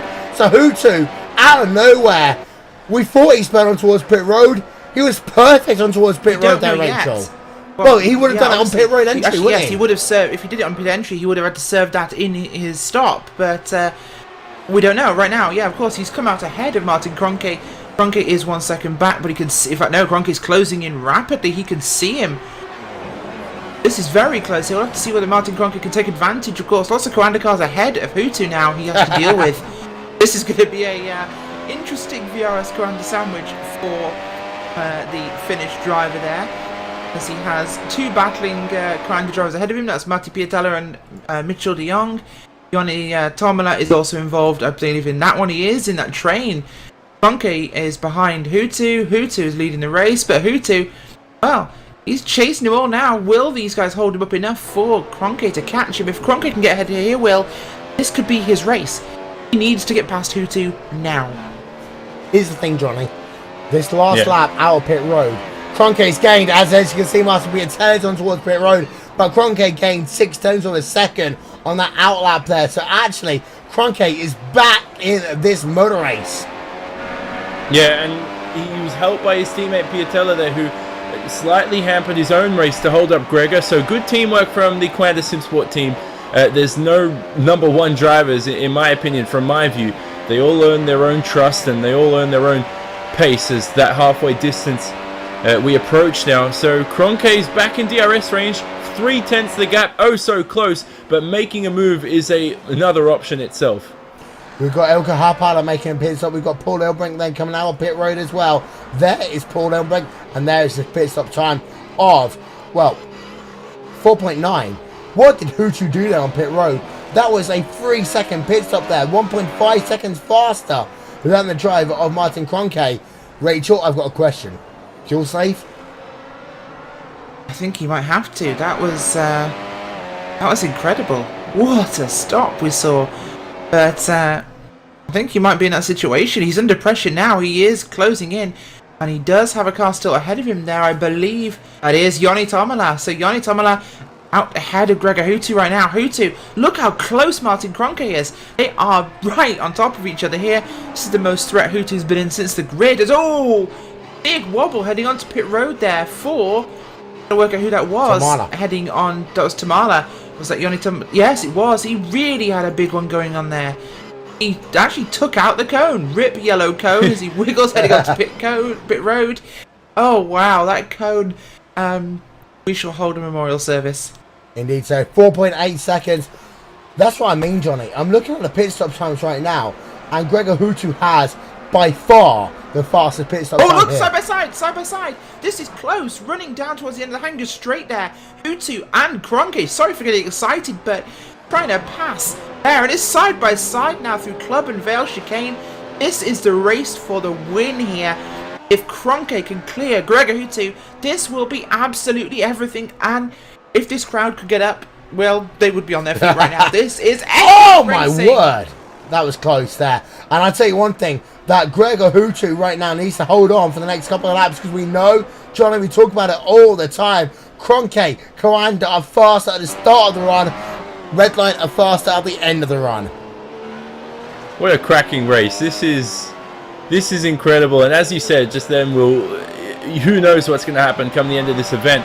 Kroenke right now is proven why he's a force to be reckoned with once again. We always knew he could be a race winner, and I have to reinforce it to the fans and the audience. This guy has if you ever thought a guy like him could improve, he has improved, and there's no end. Sky high is the limit sometimes for these drivers. But then again, Hutu still holds the lead, and you must stay on your feet here. Kroenke, just because he had a look at a pass, doesn't mean he can necessarily get past Gregor Hutu. So Hutu's going to make that car as wide as possible, and at Silverstone, that is very, very difficult. Yeah, it's actually really hard to pass here, Rachel. That's the thing. And also, Kroenke, he's lost that advantage right now, I think. So it's going to be a case of, can he do it really on the racetrack? The gap, as it stands, is just a third of a second. It's about half a second right now. But Kroenke getting a load there of understeer as he's fallen back a little bit. And I think Kroenke just needs to push hard, 2 laps, try and get the job done. We don't know how good Hutu is in traffic. Well, we're going to find out soon, Will, and this is becoming an awesome race, possibly my favourite this season so far. We have a fight for the race win. This is P1 in the championship, Martin Kroenke. Gregor Hutu second in the championship, but they're flipped on the racetrack. And wow, Martin Kroenke wants to fix that issue. He wants to get back out front. He knows if he can get ahead of Gregor Hutu here, if he can make a gap in doing so, this is his race to win. But Gregor Hutu, he has other ideas. This is the month of May. This is the month of Gregor Hutu. Is he going to go back to back after Watkins Glen? I have no idea, and I love every second of it. I'll tell you one thing, Hutu just went fastest of all there that last time by, Johnny. Yeah, nice lap from Gregor. You expect that on some fresh Pirelli rubber in this McLaren MP430, so plenty of time to go in this stint. And you know, you might say, oh, Hutu should be conserving his tyres. Well, he can't really logically, because Kroenke's half a second behind, and Kroenke is going to be pushing as fast as he can now. You can see that track rubbering in once again, so iRacing doing a great job simulating that as usual, and that sort of just evolves and the rubber increases as usual. And we saw that in the qualifying session too. A lot of the great times came towards the end of the session. So in this race right now, making a move offline, this is where it becomes so important, is that sometimes it's not going to work as good as it would at the start of the race. Ladies and gentlemen, don't forget, you can catch the iRacing World Championship Grand Prix Series on Motors TV also.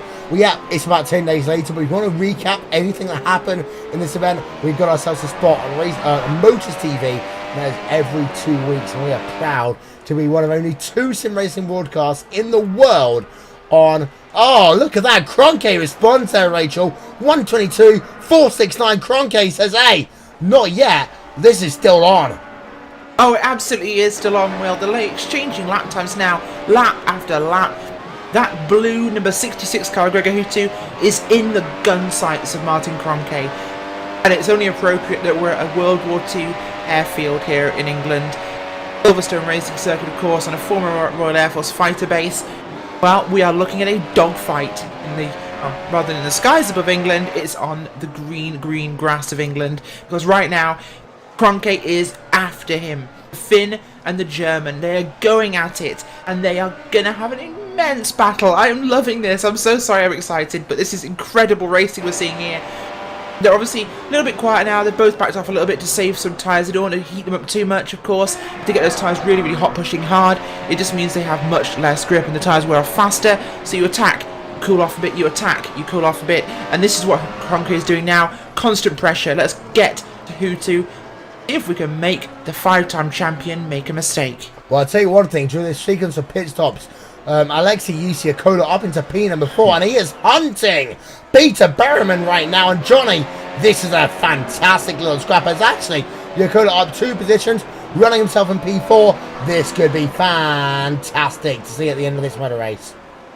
Yeah, through Luffield now, you'll see that front left tyre struggling as you turn right for an eternity in this corner. Onto the throttle before you straighten the car, and then see the rear end sliding a little bit there for Alexei. A guy who, by the way, has received so much criticism for being inconsistent. Hey, he's the fastest guy out here on the right day, and we saw that last time out in 2015 when he won the first 2 races of the season. When he gets it right, this guy is a force to be reckoned with. But how often do we get to see that? What a race from him so far, though. He's in P4. He's hounding Peter Berriman. These 2 guys both need a great result. Berriman because he's new to this sort of part of his career, hasn't had a podium yet, but Alexei needs some sort of motivation to get himself back onto that winner's list, and he's looking for it right now, trying to get onto the podium at least. Yeah, and of course, Mitchell de Jong down to the inside there for a moment. That was a bold move there, Johnny. Yeah, de Jong once again, downhill braking zone, so he's been very deep under brakes this race. I think he's the deepest braker out of all these drivers, at least at Silverstone, so that car really set up well. You're looking at maybe a higher downforce on the front end as Alexei gets very slow under the bridge.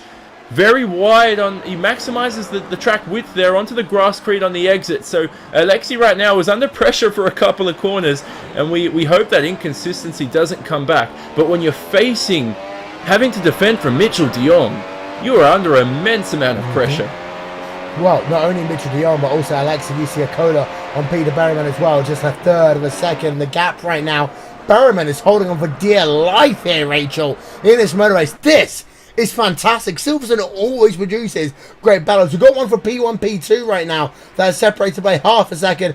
P3, 4, 5 separated by 0.8 of a second. This is what the iRacing World Championship Grand Prix Series is all about. Oh, it certainly is. We talk about Peter Berriman, but right now he's actually smiling in that race helmet, Will, because behind Alexei Yusiakola is Mitchell de Jong, fighting back from his early off on the first lap. He's back up to P5 now. He is doing something inside. Oh my word! Big move! Oh, contact! We have contact between Mitchell de Jong and Alexei Yusiakola there. He had the corner. Got to get a replay for that one, but Alexei Yusiakola comes across almost, because it seems as though Mitchell de Jong had the line, Will. Well, replays up there. There's de Jong down to the inside. Let's get ourselves another look at that. Well, de Jong broke very late into the corner, almost running to the rear of Peter Berriman. And, well, some would say, actually, de Jong did come across there. Alexei Yusiakola. Johnny, that was very, very close. But, well, what it does mean is that now they're the 1.4 seconds back from Peter Berriman. Yeah, de Jong has to try something different, so dive bombing at its... he's trying his hardest to get past. We saw it into bridge 2 later that lap. We had word that de Jong also attempted another move on Alexei, who closed the door. But yeah, hey, that's racing. That's what we want to see. We want to see these drivers fighting hard. And as Rachel mentioned before, Peter Berriman still smiling in that cockpit because he's got a little bit of a break now in terms of defense. Well, let's have a look at this extended replay then. This is Alexei Yusiakola. At that point, he's still on the draft. As, into the Abbey chicane. There's another look there for the driver on Mitchell de Jong. De Jong wants that race battle right now. And he looks himself down to the inside a third time in one lap. And this, oh my word, Rachel, this is just absolutely fantastic. Oh, it really is. Well, this is exciting racing. And, well, we've not only got, of course, Peter Berriman, Alexei Yusiakola, Mitchell de Jong there. We've also got Joni Tomola, who's catching this group. So he's about to throw himself into the mix. That wasn't enough. Marty Piatella behind them as well. This is huge. We've got a bunch of cars here in the second half of this race now. We're looking at about 23 laps to go here. And they are racing like it's the last lap, Will. We have, 6-7 cars there, and it's incredible. It's awesome. Normally, we'd talk, go to commercial right now, but Johnny instead talks through a lap on board Mitchell de Jong. So Mitchell de Jong now approaching Cops at turn 1. Listen to this. Rolling onto the throttle and back on. Don't run too wide on the exit. Now you're looking for that apex into the Maggots-Beckett's complex. He uses a lot of curb into there. You can see the rear end slightly getting unsettled. On the exit here, wait for the front end to bite as usual. Maximizing the track width. Not going to run too wide to the right hand side as you flick on DRS on that hand straight, because the next corner, Stowe, it's off cambered. Sweep the car into the corner. It's much similar to Cops, but this time around it's much tighter on exit, so make sure you don't run too wide. A lot of drivers get caught out there, and then the downhill braking zone here into turn 8 on towards Club as they pedal through. Once again, another corner where the front roll bar is so important. de Jong having a slight little look here at Alexei Usiakala. Both have DRS, breaking into the Abbey chicane. Alexei runs wide. Now you can have a look here into bridge, which de Jong does. A move for P4 on the racetrack alongside Alexei Usiakala. Oh, so close between the two as they head towards Priori and Brooklands. De Jong once again has a little look, and he's almost spun around. What a save from Mitchell de Jong there. That was aggressive, Johnny. Experience. No, that was a dive bomb that time, and I hate to go back to the World War II metaphors, but you're American. This is the a World Germans War should II be dive racetrack. bombing, not the other way around. But never mind. That was a definite lunge and a dive bomb there from Mitchell de Jong. He wasn't inside in the braking zone. He's desperate to make the pass, but he holds his position, of course. Just huge there. This is getting... I think someone just said in the YouTube chat, but someone tell these guys this isn't a Skippy race, because they are racing like it is one. This is like watching Skip Barber racing on RaceSpotTV. Now iRacingLive on Monday nights for Monday Night Skippies, or Sunday night for the 2K Cup. This is wild club racing action, and I did just plug 2 series. I know, Will. That's alright though, de Jong had a half look down and to Stowe that time by in towards Club. This is fantastic racing right now. This is what we love to see in the series. And hey, Johnny, whilst it's all going along, look at this guy. Kroenke, Hutu, 4 cents for a second. de Jong again on the outside in towards the Abbey chicane. Look at this. Oh my, pass of the season right there if he can hold it. Oh my word, Mitchell de Jong is trying to do the impossible. He can't make it work, but that could well have been, Johnny. Pass of the season, back down to the inside. I don't even care. That's what this is going right now. Oh wow, what an attempt by de Jong, but he's going to have the exit here into left field. Oh, and Alexei blocks the door off the racetrack.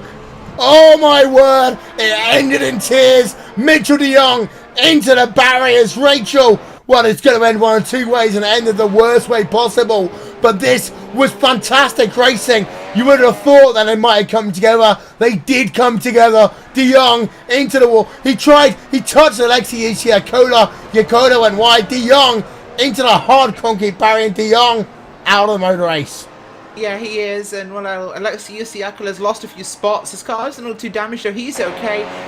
Yoni Tomola and Marty Piatella get through there without impact, but my gosh, Will, that was incredible. Alexei got loose, as Johnny just said to us, and Mitchell really couldn't see that. He got caught, but I think Mitchell de Jong might be lying in the gravel trap at the moment, but he has a huge grin on his face because those last few laps were manic. That was incredible racing. I'm just sad it's over. Yeah, but we still got a battle for the race 3, Johnny. Remember Monza 99, Hakkinen? Well, I think de Jong's thinking that moment right now. Yeah, and as long as he's not crying, he just needs to remember that this is motor racing, alright? It's not the end of the world.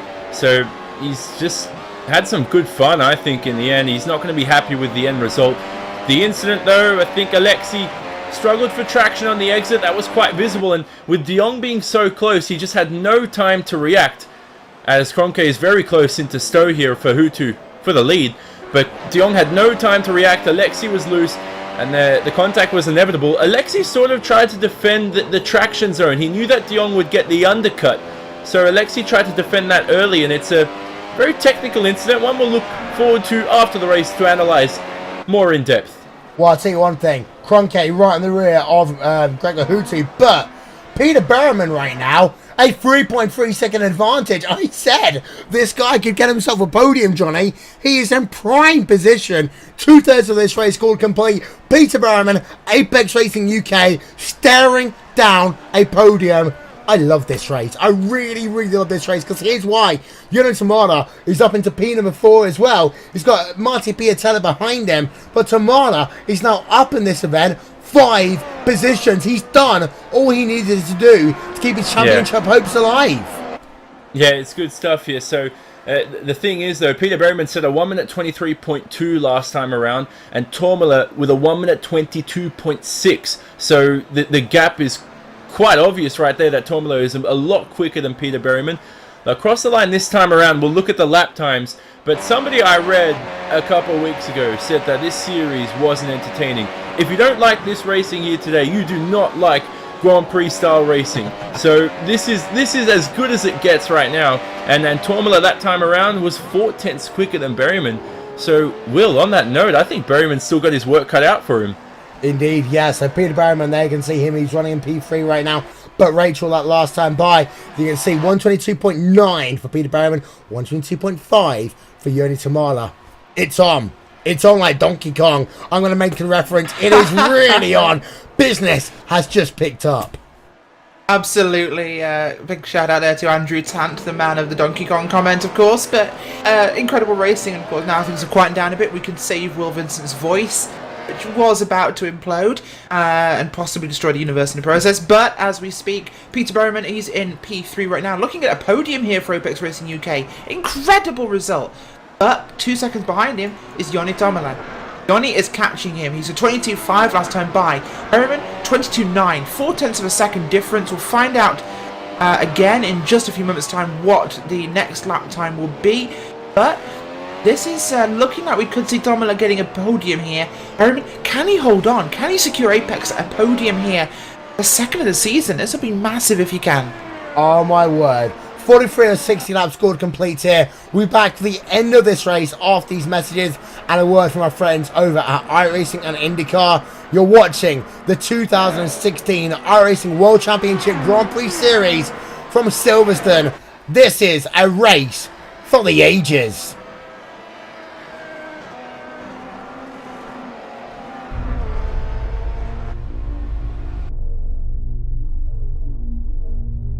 These are the moments that define champions. Finding calm amongst chaos. Focus amongst distraction. Channeling nerves into confidence. Fear is not an option. Failure is the enemy. Do you have what it takes? Tighten your belts. Shut your visor. The battle begins now.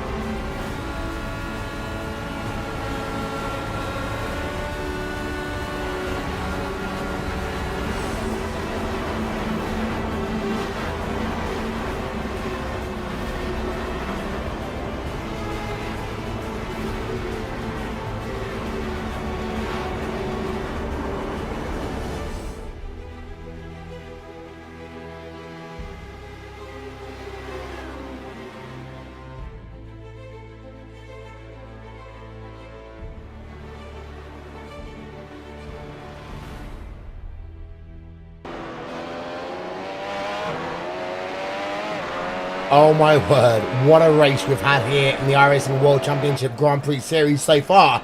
And hey, Johnny, fraction time, a quarter of the race left to go. Yeah, so 45 of 60, you're just trying to end the race. If you've got any battles, try and make a pass.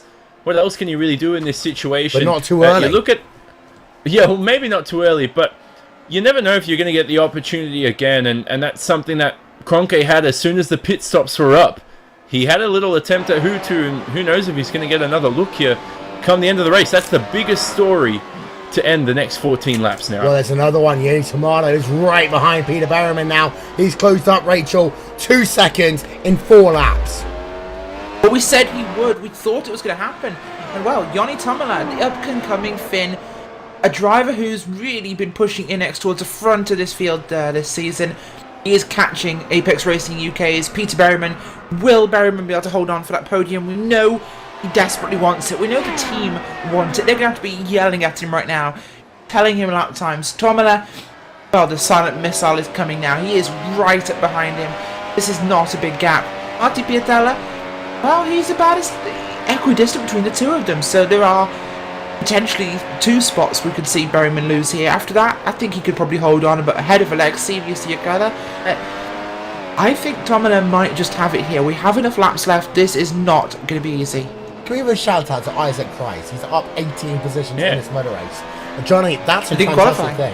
Yeah, he didn't qualify. He's up 18 positions. A couple of drivers have had some great position changes in this event so far as well.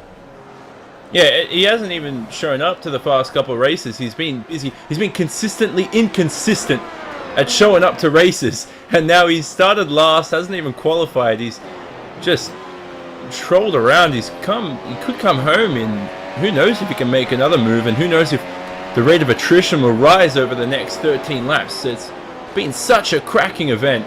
And for Isaac Price, who did speak to him a couple months ago on my Simon Racing Report podcast. Hey, if Rachel gets a plug, I get a plug as well. All right. All right. If Isaac Price right now, he talked about how Tomato just seems to be doing something right compared to the rest of the team, and so when you have that data, I think it was at the start of the season the most valuable data out there in the field. But now when you see Hutu and Kroenke doing the stuff that they're doing, I'd love to do a little surprising steal of the data. Hopefully no one will find out.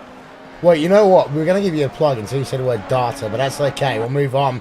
As it stands right now, Yoni Tomato right behind Peter Berriman. Gap is 4 tenths of a second as they head themselves through club. Once again, lap number 47 of 60 here in the 7th round. Oh, and Tomato there gets a little bit loose on the exit of the club corner. That will give the opportunity. There we can see battle for position, and Peter Berriman loses his podium position, or will he? They'll be side by side as they head themselves down in towards club corner, and not club corner, bridge corner even, and Berriman will lose that position. Yoni Tomato up into podium position, and Rachel, that is so important for his World Championship campaign. Oh, it certainly is. It's a brilliant move there, and well executed, well timed. Respect for both drivers. But Berriman could come back at him here. He's got the draft now, so it's everything's to play for. And wow, Tomato, incredible. From P9, he's in the podium spot now. This is brilliant. But well, the gap is still at the front of your field. 4 tenths. Hutu's being caught by Martin Kroenke. Lap traffic ahead of them again. This could be tight. Oh no, the lap traffic is well out of the way. This one, he wants no part of this fight. But, well, it's still not over yet at the front. Yeah, there's a look there. Another replay on board. And Yoni Tomato up now into P number 3 in this motor race. That Inex racing car. A fantastic recovery drive by him. And, well, you know what I said at the top of this broadcast, Johnny? He needs top 5. He's got himself a top 3 as it stands right now. Yeah, he's 30 seconds behind this battle for the race lead. They don't count that in their points. They only count where you finish. And while actually Tomato has done enough here today to minimise that points lost. But Martin Kroenke, 7 tenths of a second with 13 laps to go. I worry, though, about this Commander car and the fact that they are not good in the last part of the stint. Yeah, so that's something I'll look out for come the end of the race. Berriman has held on as best as possible. Almost reminds me of how the Arrows at Monaco held back Coulthard. Oh my word, yeah. I mean, Berriman right now has been so good at just maintaining that podium position. I mean, his pace is lackluster. I really hope he finishes in the top 5, because then we get to speak to him about why his pace was so off after the race. But he has to hold off Marti Piatella now in that other Coanda SimSport car, and let's see if that Coanda car is lacking for pace come the end of the race. Question, Johnny, do you remember who was driving that Arrows? Was it Benoldi? It was Enrique Benoldi, and it was David Coulthard and McLaren at that time.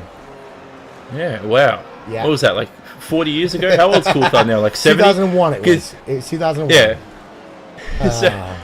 Those were the days. It was good times. It was good engines. Good times, yeah. Good engines, good racing, and all that kind of stuff, Will. And look, I mean, hey, people complain you got the MP430 here this afternoon. When you have racing like that, I don't care what the car sounds like. That was as entertaining as it gets. Well, we just had Ollie Pakala make another exciting moment. We're on board with him on the replay, Rachel. He just moved himself past Michael Dinkel, and that was a big slipstream there down into Stowe.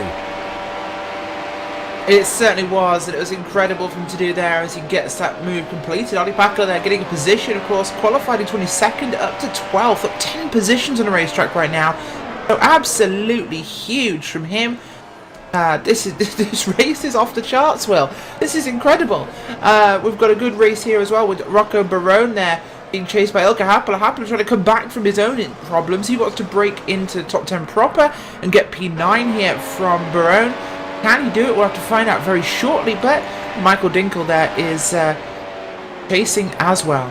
FYI, hashtag there is no buffering so far, honest. Martin Piatella, Peter Berryman, P4, P5. Piatella has got the speed in that Coanda car to get himself ahead. But, well, Rachel, we talk about Coanda versus the rest of the teams. Coanda and Redline normally take we don't need to take high downforce here at this track. Sorry, they take high downforce, not low downforce. So, actually, Berryman should be safe.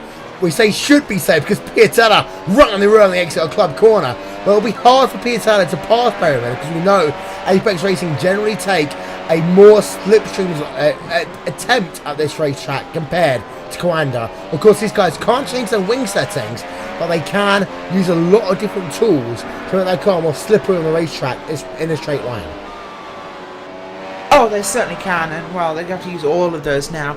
And speaking of slippery cars, DRS might be a factor very shortly because Martin Kroenke, that wing flap will flip open and he will try and close in here on Gregor Hutsu. Although it's not going to be enough, but they come down towards the end of the hanger straight there. Still chasing pretty closely. That gap is getting smaller all the time. 9 laps to go. Will this one last to the end? I think it will. But oh, it's been a tricky race so far. We've had contact, we've had bumps and bangs and scrapes, and oh wow, this is incredible racing, more than I've ever seen before in a series. You know what, Johnny? This is coming right up to one of the best World Championship races we've seen in all time. It's right up there with Interlagos earlier this year, which we crowned the best World Championship Grand Prix Series broadcast of all time. This has been fantastic, although Kroenke very loose down towards Brooklands. Yeah, so Kroenke now has lost a bit of time. And he's now 7/10 on the relative times. We heard word actually. Ollie Pakala jumped himself up into the top 10 after that poor qualifying performance. He's now into the top 10. He gets those good points. He's trying to hunt down Rocco Barone for P9 there. Good to see Rocco Barone so busy with his Italian volleyball commitments that he can finally make a race, and he's into the top 10 too. So he's made the most of the opportunity. But that battle for the lead is a little bit of a short break as Kroenke made that small moment you talked about, Will. You know what? If we were a Fox, we would probably go into commercial right now. We're not going to do that. Martin Piatella right on the rear of the driver of Peter Berryman. That gap is literally 0.2 of a second in towards Cop's Corner. They come once again. 52 or 60 scored complete. Your Piatella, you need to get yourself a good run through Maggots, good run through Beckett, and then get yourself in towards the hanging straightaway with the advantage. And well, Johnny, this could be close, and I think this could be the chance for Piatella.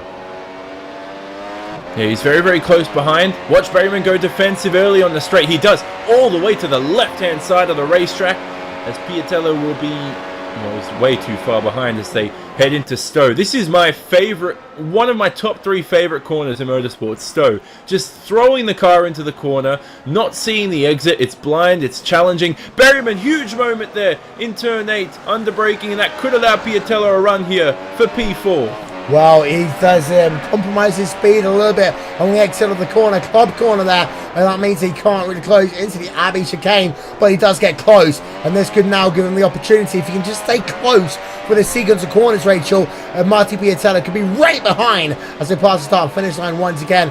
And this is the thing about Silverstone as well, there are not many big braking zones, but when you do get one, you've got to be really, really spectacular, otherwise you lose time all the time.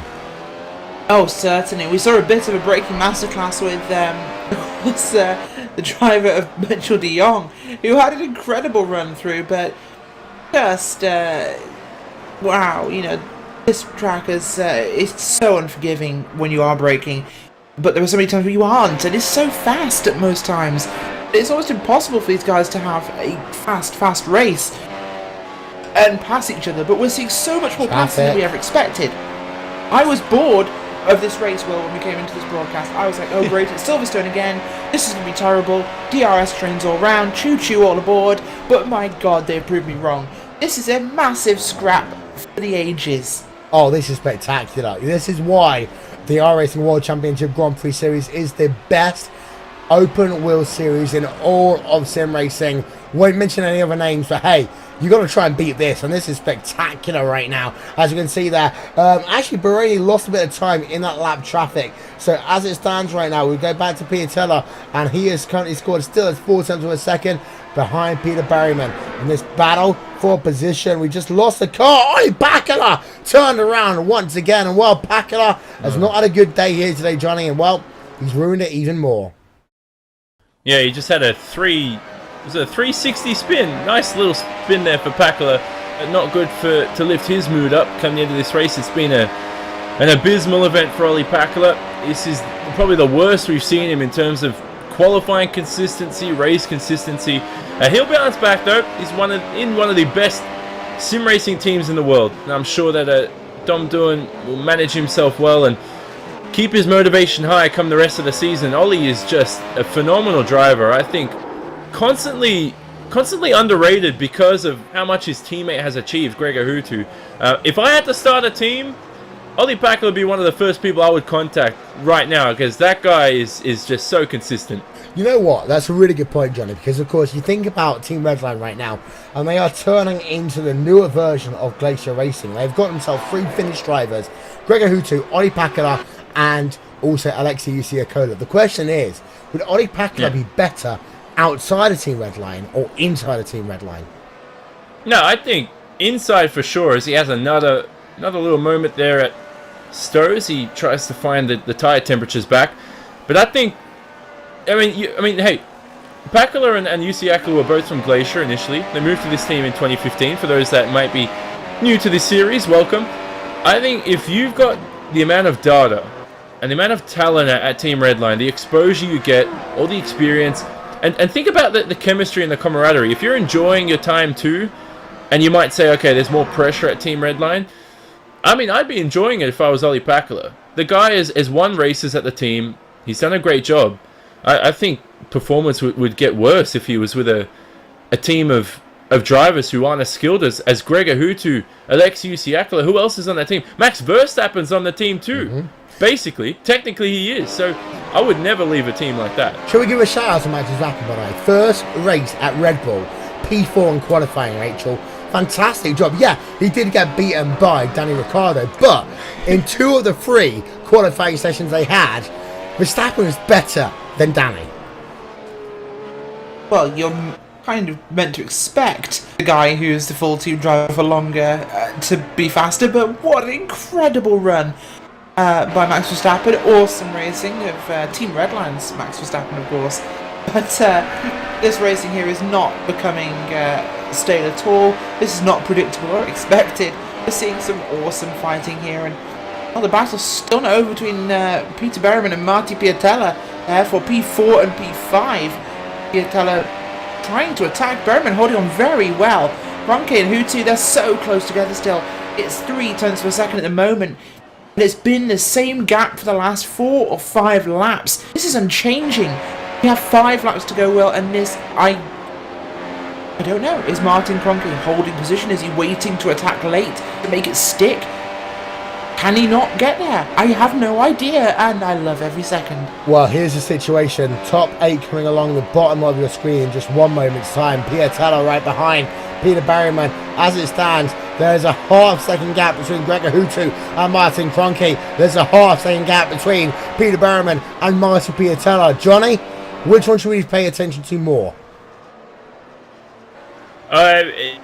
Both. We have RaceSpot side by side, don't we? We should get yeah, that going up. Need to. No, but there's 5 laps to go. Battle for the leads heating up. I think you have to put 2 eyes on both. There's Harpala and Barone right now swapping positions. Well, there we can see Ilka Harpala scrapping out of Rocco Baroni. Look at this little battle going on. You got yourself Michael Dinkel there in the mix as well. But Rocco Baroni moves himself up 1 position. Hey, Johnny, that one deserves a replay, right? Yeah, it does. Look at Dinkel, though, into Abbey, having a little look here, and he might be in the top 10. Harpala will stick it around the outside. And they'll be alongside each other going into bridge. Downhill, cambered very fast, and Dinkel's on that off dirty line right there, so he can't maintain the speed as much as Harpala did. So Dinkel back into P11. Hey, if Dinkel gets a top 10 in this race, this will be a great for him. He's already had 1 this season. Yeah. That's a replay then. Actually, our replay isn't working once again. We don't quite know what's going on with our replay system, but hey, we try our best. But look at this. Martin Kroenke, as close as he ever been there, into the Abbey chicane. And Rachel, that's 2.5 tenths of a second right now. Kroenke says, hey, let's release me. Let's go for it. Yeah, he certainly does, and it's awesome. But Kroenke, well, I don't know. Either there is so much dirty air off the back of Gregor Hutu, he can't get close enough. I think he's saving his tyres. He is staying within a certain distance, and he's not dropping back. I think he's waiting. I think he's waiting to pounce. He knows he needs to make this stick. You don't just pass Gregor Hutu, then dance off into the sunset. He's not that kind of driver. Martin Kroenke is playing a mind game right now. Martin Kroenke is playing the long game. I think we're going to see a last lap pass for this one. If we do, I will be on my feet screaming. This is incredible what we're seeing. And what a race, the month of May. Yep, and this, of course, is the month of May, ladies and gentlemen. We have got 1 more race in the month of May here in the iRacing World Championship Grand Prix Series, but Silverstone is always spectacular. Through Stowe then, in towards Club Corner once again. Kroenke versus Hutin. Well, Johnny, the last lap could well be the big thing, but I don't know the last time. I don't think it's ever happened. We've had a pass. Oh, Kroenke there, sideways through Club Corner. Oh. Yeah, I got excited too. I thought he almost lost the car, but he's kept it together. Month of May as usual, proving its worth here. I don't know why. Month of May's hyped up. I'm cold here on the other side of the world. We need hotter weather, but Kroenke right now. So towards the end of the race, we analysed his situation. Little offline there. Oh, he's off the racetrack. So he's gone offline just as we're watching him. And he's lost around about 4 tenths, half a second there. Hutu goes way offline into Luffield, but he'll pick up the throttle on the exit on that rubbered line. So you see different types of driving styles at different corners. Kroenke now, though, he's hampered himself a little bit there at bridge, just going offline. And it's ever so worse as the track darkens on that racing line. I tell you what, Rachel, I think as it stands, Hutu might just have enough. Unless, if Kroenke passes him now, this will be a pass for the ages. Oh, it certainly will. This will be massive. This will be Gregor Hutu being beaten at his own game. Normally when Hutu gets it right in the middle part of the race and gets that in and out lap perfect, he runs away with it, Will. He disappears into the sunset. We don't see him again. He's like the Mercedes, Nico Rosberg, Nico Hamilton kind of hybrid, all on his own, you know? He just vanishes off into the sunset and we never see him. We don't talk about him because he's on his own.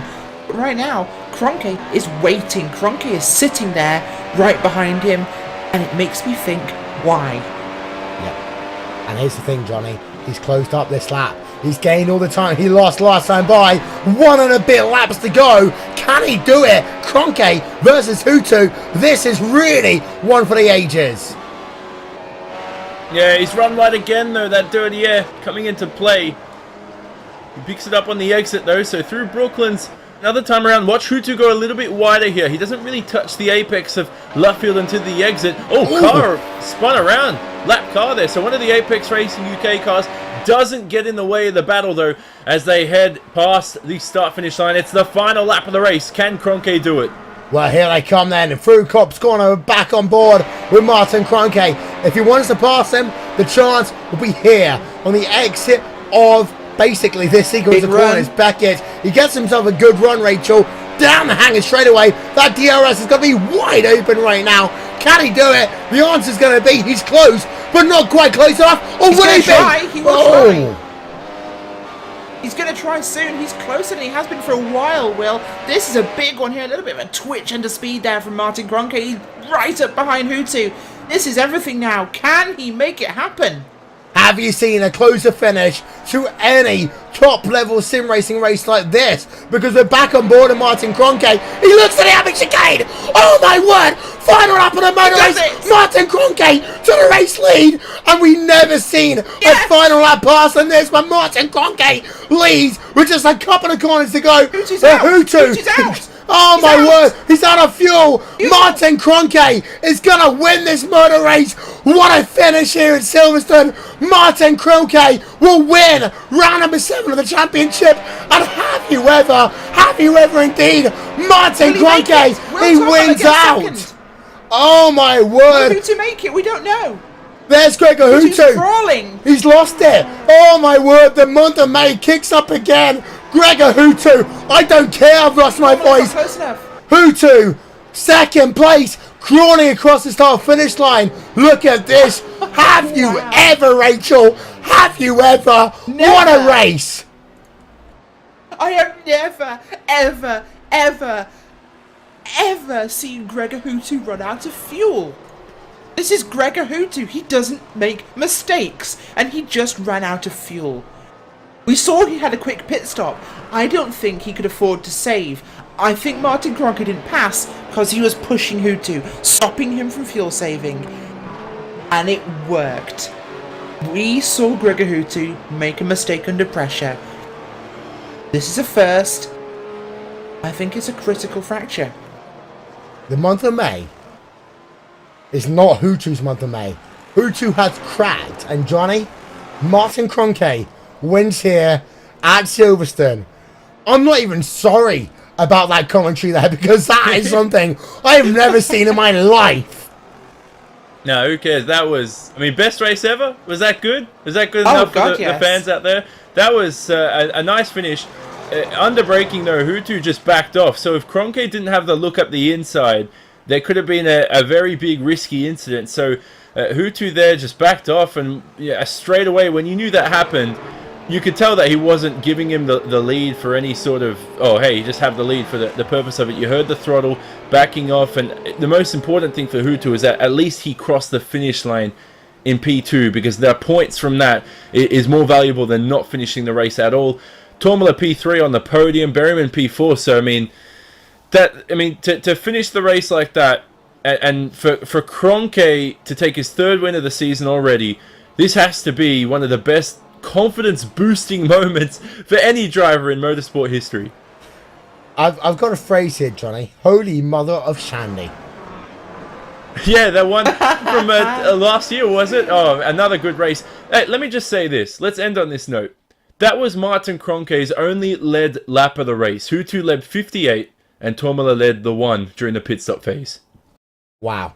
Let's get ourselves in a look on board with Martin Kroenke. This is a run down to the Abbey chicane. This is what changed everything. Look at that then. Hutu, he knew he was out of fuel. He fought as hard as he could. But Martin Kroenke, well, he gets himself the race victory. That was just like J.R. Hildebrand and Dan Weldon at the end of Indy a couple of years ago. Gregor Hutu out of fuel. Yeah, J.R. Hildebrand hit the wall, but Gregor Hutu out of fuel. That's actually a bit like, also, Marco Andretti and Sam Hornish Jr. in 2006 in Indy. Mika Hakkinen back at Spain a couple of years ago as well. And look at that. You can see, oh my word, Gregor Hutu running out of fuel. Have you ever? Have you ever? Have you ever? Ladies and gentlemen, here is your final race results. And well, Kroenke wins Hutu second, Tomato in third, but Rachel, I'm shocked right now. Yeah, me too, Will. And just to explain what I was saying a little minute ago, because I think it's been misconstrued a little bit, but Gregor Hutu, this is critical because we saw that Gregor Hutu can be pressured. And I think it was that Kroenke stayed behind him so closely and kept him in a position where he had to drive the car to its fullest. It wasn't that Gregor Hutu miscalculated. I think that Gregor Hutu was pushed to the point where he couldn't save, which in itself is a fracture, and fractures lose championships. Fractures turn into breaks and fissures. This could be where Martin Kroenke starts to win his championship, and my God, we will remember this race for a long time. That was unbelievable. Can you imagine? Martin Kroenke wins out round number 7 of the iRacing World Championship Grand Prix Series in the greatest finish you will ever see in this series ever. And you know what? Yes, it was 2001. It was still a couple of years ago when you think about the World Championship history of Formula 1. But, oh my, I'm speechless, Johnny. Speechless. Yeah, well, that's where I have to come in and fill in words for you. Good to see that, I mean, the fight throughout the field, the character now. This is a great character building situation for some drivers here today. For Mitchell de Jong, who didn't finish this race. For Peter Berryman, who was so close to a podium. This is a great experience for the likes of Gregor Hutu. You know, how many times has he been passed on the final lap because of a fuel issue? You're constantly learning throughout your career. And, you know, for Gregor Hutu, 36 years old, turning 37 this season, you're constantly learning throughout life. He's got a lot ahead of him, but mustn't be taken away from Kroenke. He ruined my tip for the start of the race. I said Hutu would win. Kroenke ended up winning. Who picked Rachel? Did you pick Martin, or was that someone else? I did pick Martin Kroenke, and I was right. So, welcome. Yeah, good job. Race results up on your screen. There we are. Jake Sturgis, P26. What a bad day for him. Pablo Lopez, P27 as well. A couple of drivers didn't have the race they wanted here today. Kazuki Mashima, by the way, P35. We haven't even talked about him in this race. Jeremy Boosley, P34 for him. Mitchell de Jong. Ladies and gentlemen, we're going to go to commercial for a minute. We'll be back after these messages because I am shocked after that one. And this is real. We've never seen a World Championship race end like that. Martin Kroenke wins out here today at Silverstone in a way you can never, ever imagine. And this is why. This is the greatest open wheel sim racing series in the world. This is the iRacing World Championship Grand Prix Series, and it never ends until you cross the start finish line. We'll be right back.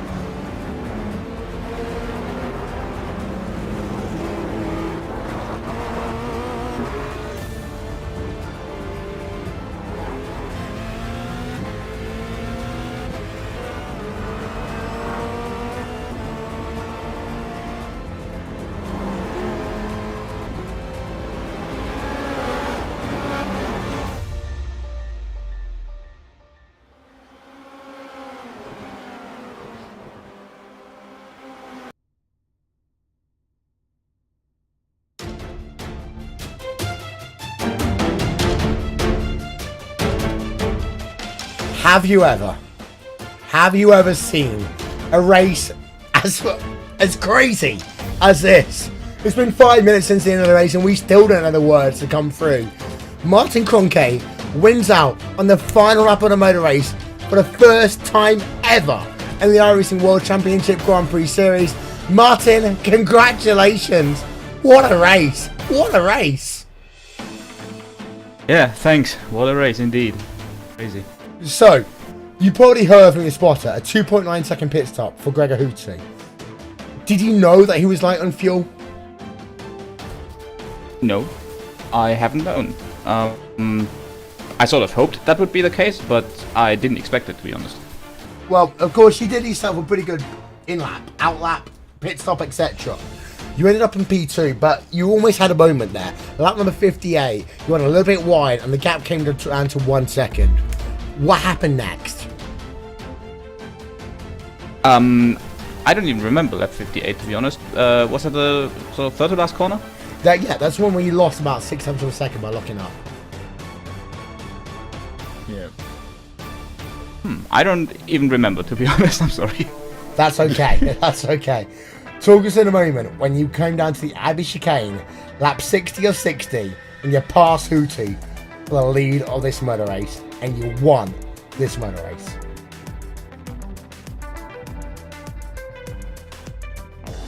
There's a question. Lost for words, Will. Yeah, I'm sort of lost for words.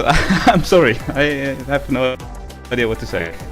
Okay, we'll give you a moment then to speak to your friends and your family in your native language, and also give a shout out to your sponsors.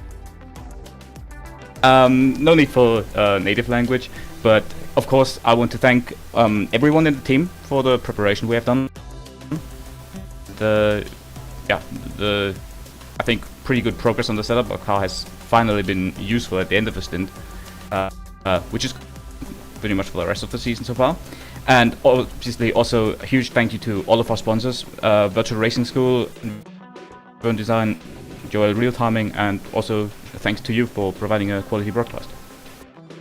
You provided a fantastic race here today, Johnny. I just don't understand how good that motor race was from start to finish. But that final lap, that's one I will remember for the rest of my sim racing career. Yeah, well, I mean, talk about unexpectancy. He was expecting a guy to run out of fuel that quickly, so I mean, Hootie was on the bubble, and I'm sure Rachel is going to speak to Gregor now, is going to talk to him about that. He ends up, he still crossed the line though, and still ended up in P2, so great points for him, and a great championship charge to maintain his points. Yeah, thanks, Johnny, and I am stood here with Gregor Hootie. Gregor, you had an incredibly good start to this race. You rolled off, of course, in second place, and you launched so well. Round the outside in turn 1, leading at the start. It looked like a typical Gregor Hootie race. You know, you got clear. You had the great in-lap, the great out-lap. Very fast pit stop. We thought maybe you had to save fuel. Maybe you hadn't. Well, obviously, you don't take fuel, of course, in these stops anymore, so that's not a thing. It's not that you miscalculated how much you had. You just...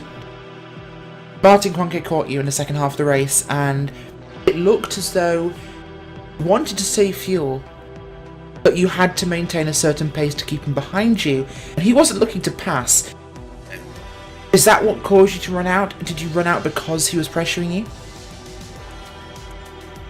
I think I just put in too little fuel at the start of the race, so I guess the cloudy conditions played a trick or something, because the fuel usage was way off. So I felt like I had the race under control after the pit stop. It was close until that point, and then I took a look at the fuel after my stop, and I was like two laps short almost. So I was wondering what was going on with that. So I just had to save the whole second stint. So yeah, it was a tough second stint, and still wasn't enough to finish the race with full power. So but yeah, I thought I would leave it until the last lap to make the show a bit more exciting. So but yeah, just lucky to finish in the end because I had no fuel left. Of course, specifically putting it out there for us to give the fans the biggest show. Always the showman, Gregor. Of course, you managed to bring it home across the line with no fuel in second, so it's good championship points for you. The gap has widened a little bit between yourself and Martin. Do you still think you are in a position to defend your title again? Yeah, of course. I mean, the gap is 5 points or something like that, so still half of the season to go, so it's just basically the gap is 1 race win, so next up is Montreal, which is not my best track. Actually, it's one of my worst, so I just need to nail the qualifying there and it should be okay, but yeah, we'll see how it goes. Awesome, well thanks for joining us, Gregor, and best of luck with the rest of the season. Thank you. Johnny, you say that Gregor's not good at Montreal. Who can forget the now second best last couple of laps in World Championship history?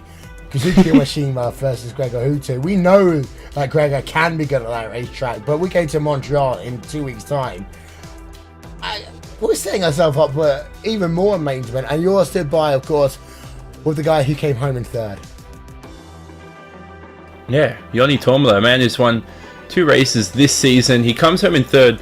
First question that needs to be asked, Joni, is do you think the traffic at that stage of the race, were you expecting yourself to be involved in an incident? It was so tight between you all, or were you quite composed in those situations? Was it just another day at the office for you? yeah, pretty much. No, it was quite a hard race, starting from 9th again, but yeah, I think I managed quite well in the end to finish in podium. You finished on the podium. Is that a happy result for you? I know happy is not really a word that most motor racers think of. You started in P9. It wasn't the best qualifying session.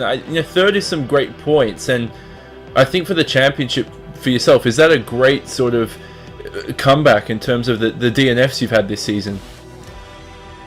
Well, yeah, obviously it's a good result, but it's still not a win, so we need to keep working more. For Montreal, a very aggressive track. You look at close walls, lots of aggression through corners. Is it a track that really suits your style a lot? Will it suit this car very well? And how will you adapt to that racetrack compared to these past 2 rounds at Watkins Glen and Silverstone? Very, very similar to each other. We will see how it goes. You can never know. There you go, Will. A man of few words, Joni Tomala, who ends home in P3, and he's quite delighted with that, I'd say, starting from P9, who's, as he said, rightfully so. Yeah, indeed. So Peter Barrowman, he didn't get a podium in the end, but he got P number 4, and Peter, that close to a podium in what has been one of the craziest races we've ever seen. P4, you happy with it? I mean, the outside, I guess, yeah, P4 is an awesome result, but the race was such a struggle from lap 1 for me. The whole race was just spent looking behind over my shoulder. I don't know what I did with the setup, but the car had 0 grip in the corners whatsoever, so I think it was all, I had to do my best with the ERS to manage it, get away on the straights, and yeah, I think overall it's a pretty good result, but yeah, definitely something to work on for next week. You did improve your position though from where you started. Qualified P5, finished P4. And we talked about you having the shot at a podium. You had it for a lot of time. Of course, for some reason, Apex seems to be good at this racetrack. Last year we saw Sebastian drove, this year we see you. Is this just a track that you guys specialise at? Because it's a like home feel for you guys? It's actually kind of funny you say that. I think this is probably one of my weakest circuits to drive on, and I think the team would agree that this is probably the least amount of practice we've spent on a track this week. I don't think very many of us put very many hours into the track, so yeah, it's strange how it happens on the day, I guess, but yeah, just definitely hope the good results keep coming. Well, you get yourself a top 5 finish after all anyway. What a drive you have had today, and what a race it has been. Heading to Montreal, I know it's a track that you guys are pretty good at. Are you looking forward to that race now after this fantastic finish for you guys? I've been strong there so I guess yeah. Hopefully it'll be another good track for us. But yeah, I'm looking forward to taking a break from the car, if I'm honest, for now. I have a couple of weeks off. I think it's 3-week break. Yep. So yeah, definitely take a bit of time from the car and hopefully start back fresh and have a good result. Well done on what you did there here today. Peter Berryman coming home in the top 5 in the Apex Racing UK machine. And actually, that's worth noting, Rachel, the fact that there is a 3-week break, not a 2-week break. We are going to miss the month of May and the rest of the fantastic Memorial Day weekend. We come back on June the 4th. And that means for these guys, that extra week could well be critical as they prepare for Canada, a track with huge braking zones. Yeah, absolutely, and it'll take a lot of time to adjust because I think this will be the first time we've actually have such a different track really for this new car. So it'll be a real test of its performance, test of how these guys can adapt. Those curbs are huge at Montreal, so hit those, you'll possibly be in orbit. These guys will need to be very careful. It's going to be an exciting race, and I think Martin Kroenke won there last year. Well, yeah, and of course, you can forget a couple of years ago. Johnny, you stood by with Martin Piatella. Take it away.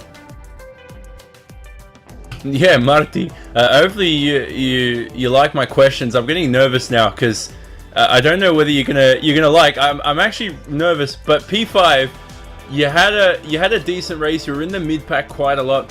Do you think the podium would have been better off for yourself, or do you think this is a good result for you considering? You haven't really been up in the top 5 much this season. Did you just ask me if I would have liked the podium more than P5? No, I didn't. I told you I was nervous, and you're making me more nervous now. I don't know what to say. So you just answer the question. I'll do my best. Yeah, of course, my season start was just horrible, and I don't know what things I did wrong there. I mean, I think Phillip Island, I struggled to get even a P30 result or something like that. It was just a nightmare to me. But yeah, I've been kind of getting the idea back on how to drive and how to race this car, and yeah, I'm really happy that I've been able to put up a pretty nice result in the last 3 races. Obviously, I don't know how many years it is since I did my first P5, and it still is my very best result in any race ever.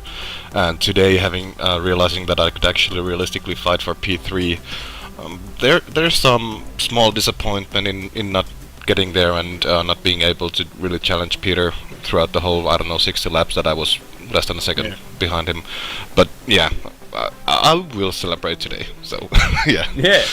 Good. Now, in terms of your struggles, it seemed to be half the team was struggling a lot, and then half the team, Martin, Mitchell, as great examples, really picked up the pace.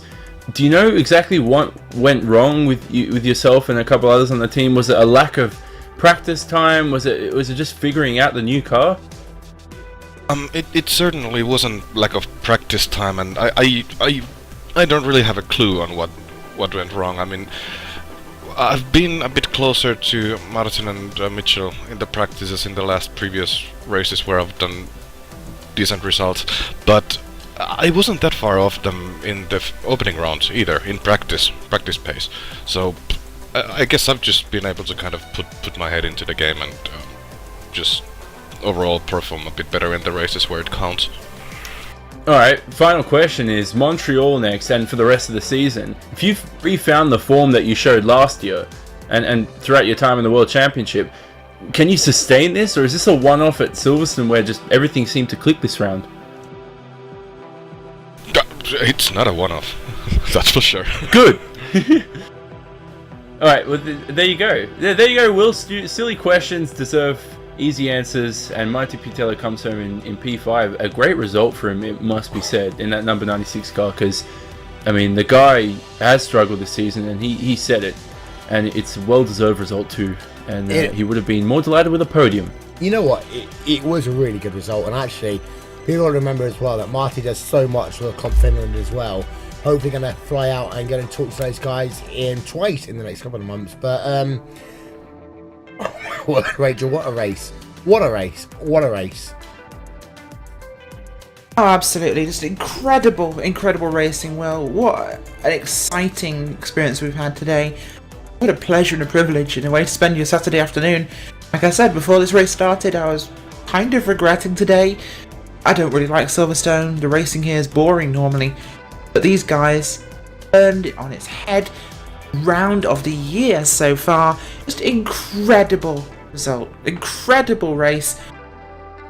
I'm going to think about this one for a long time. Round of the year or round of ever? Johnny? Ever. Oh, you're asking me. It was a good race. Sorry, I think in terms of for what I've seen in the commentary booth, definitely one of the best races. There've been a lot of great races, but this one just had action throughout the racetrack. Even through the bottom end of the field, we didn't get a chance to look at that much, but there were some good overtaking moves down the bottom end of the order. Oh yeah, there were some spectacular races here. And actually, it's worth showing you that moves and shakers in this race are here today. Samana up 6 positions. He's your biggest mover inside of your top 10. That in itself is worth mentioning, because moving up in the top 10 is always hard. Then you can see, Frisco's up 9, Picard up 9, Ilbrink up 10, Isaac Price up 18 positions here today in this motor race. That is fantastic. You can see the rest of them coming up on your screen right now. And well, 2 weeks time, Rachel, we go back to the track that had the second craziest finish of all time in this series. That is Montreal. And you know what, with this field as it is right now, it's going to be potentially even crazier. Oh, it certainly could be. And well, 3 weeks time, of course, with the break. And I can't wait. This season just became incredibly exciting. Can this be Martin Cronke's year? Johnny, if he wins out at Montreal, it is his year. We've got to say that, because we know Martin Cronke is good once we get into about October. But we know that Martin Cronke and everyone else has always suffered in May, in June and in July. So if Cronke can win next round of the championship, Uji's in a position he's never been in before. Not since 2011. The last time he was in that position, he lost the championship. Yeah, but you still have to be rational about it, because, I mean, today, if it wasn't for the fuel issue, and Hutu will probably better prepare himself next event, and he's learned his lesson. It doesn't matter. I think he would have. It's Hutu's fault, not anyone else's fault. Well, that's true, and that is true. And Cronke ended up winning the race on paper, and Hutu was the one at fault. But you have to be rational. I know Martin is definitely not going to think that it's going to be easy from here. It's not supposed to be easy. It's not going to be easy.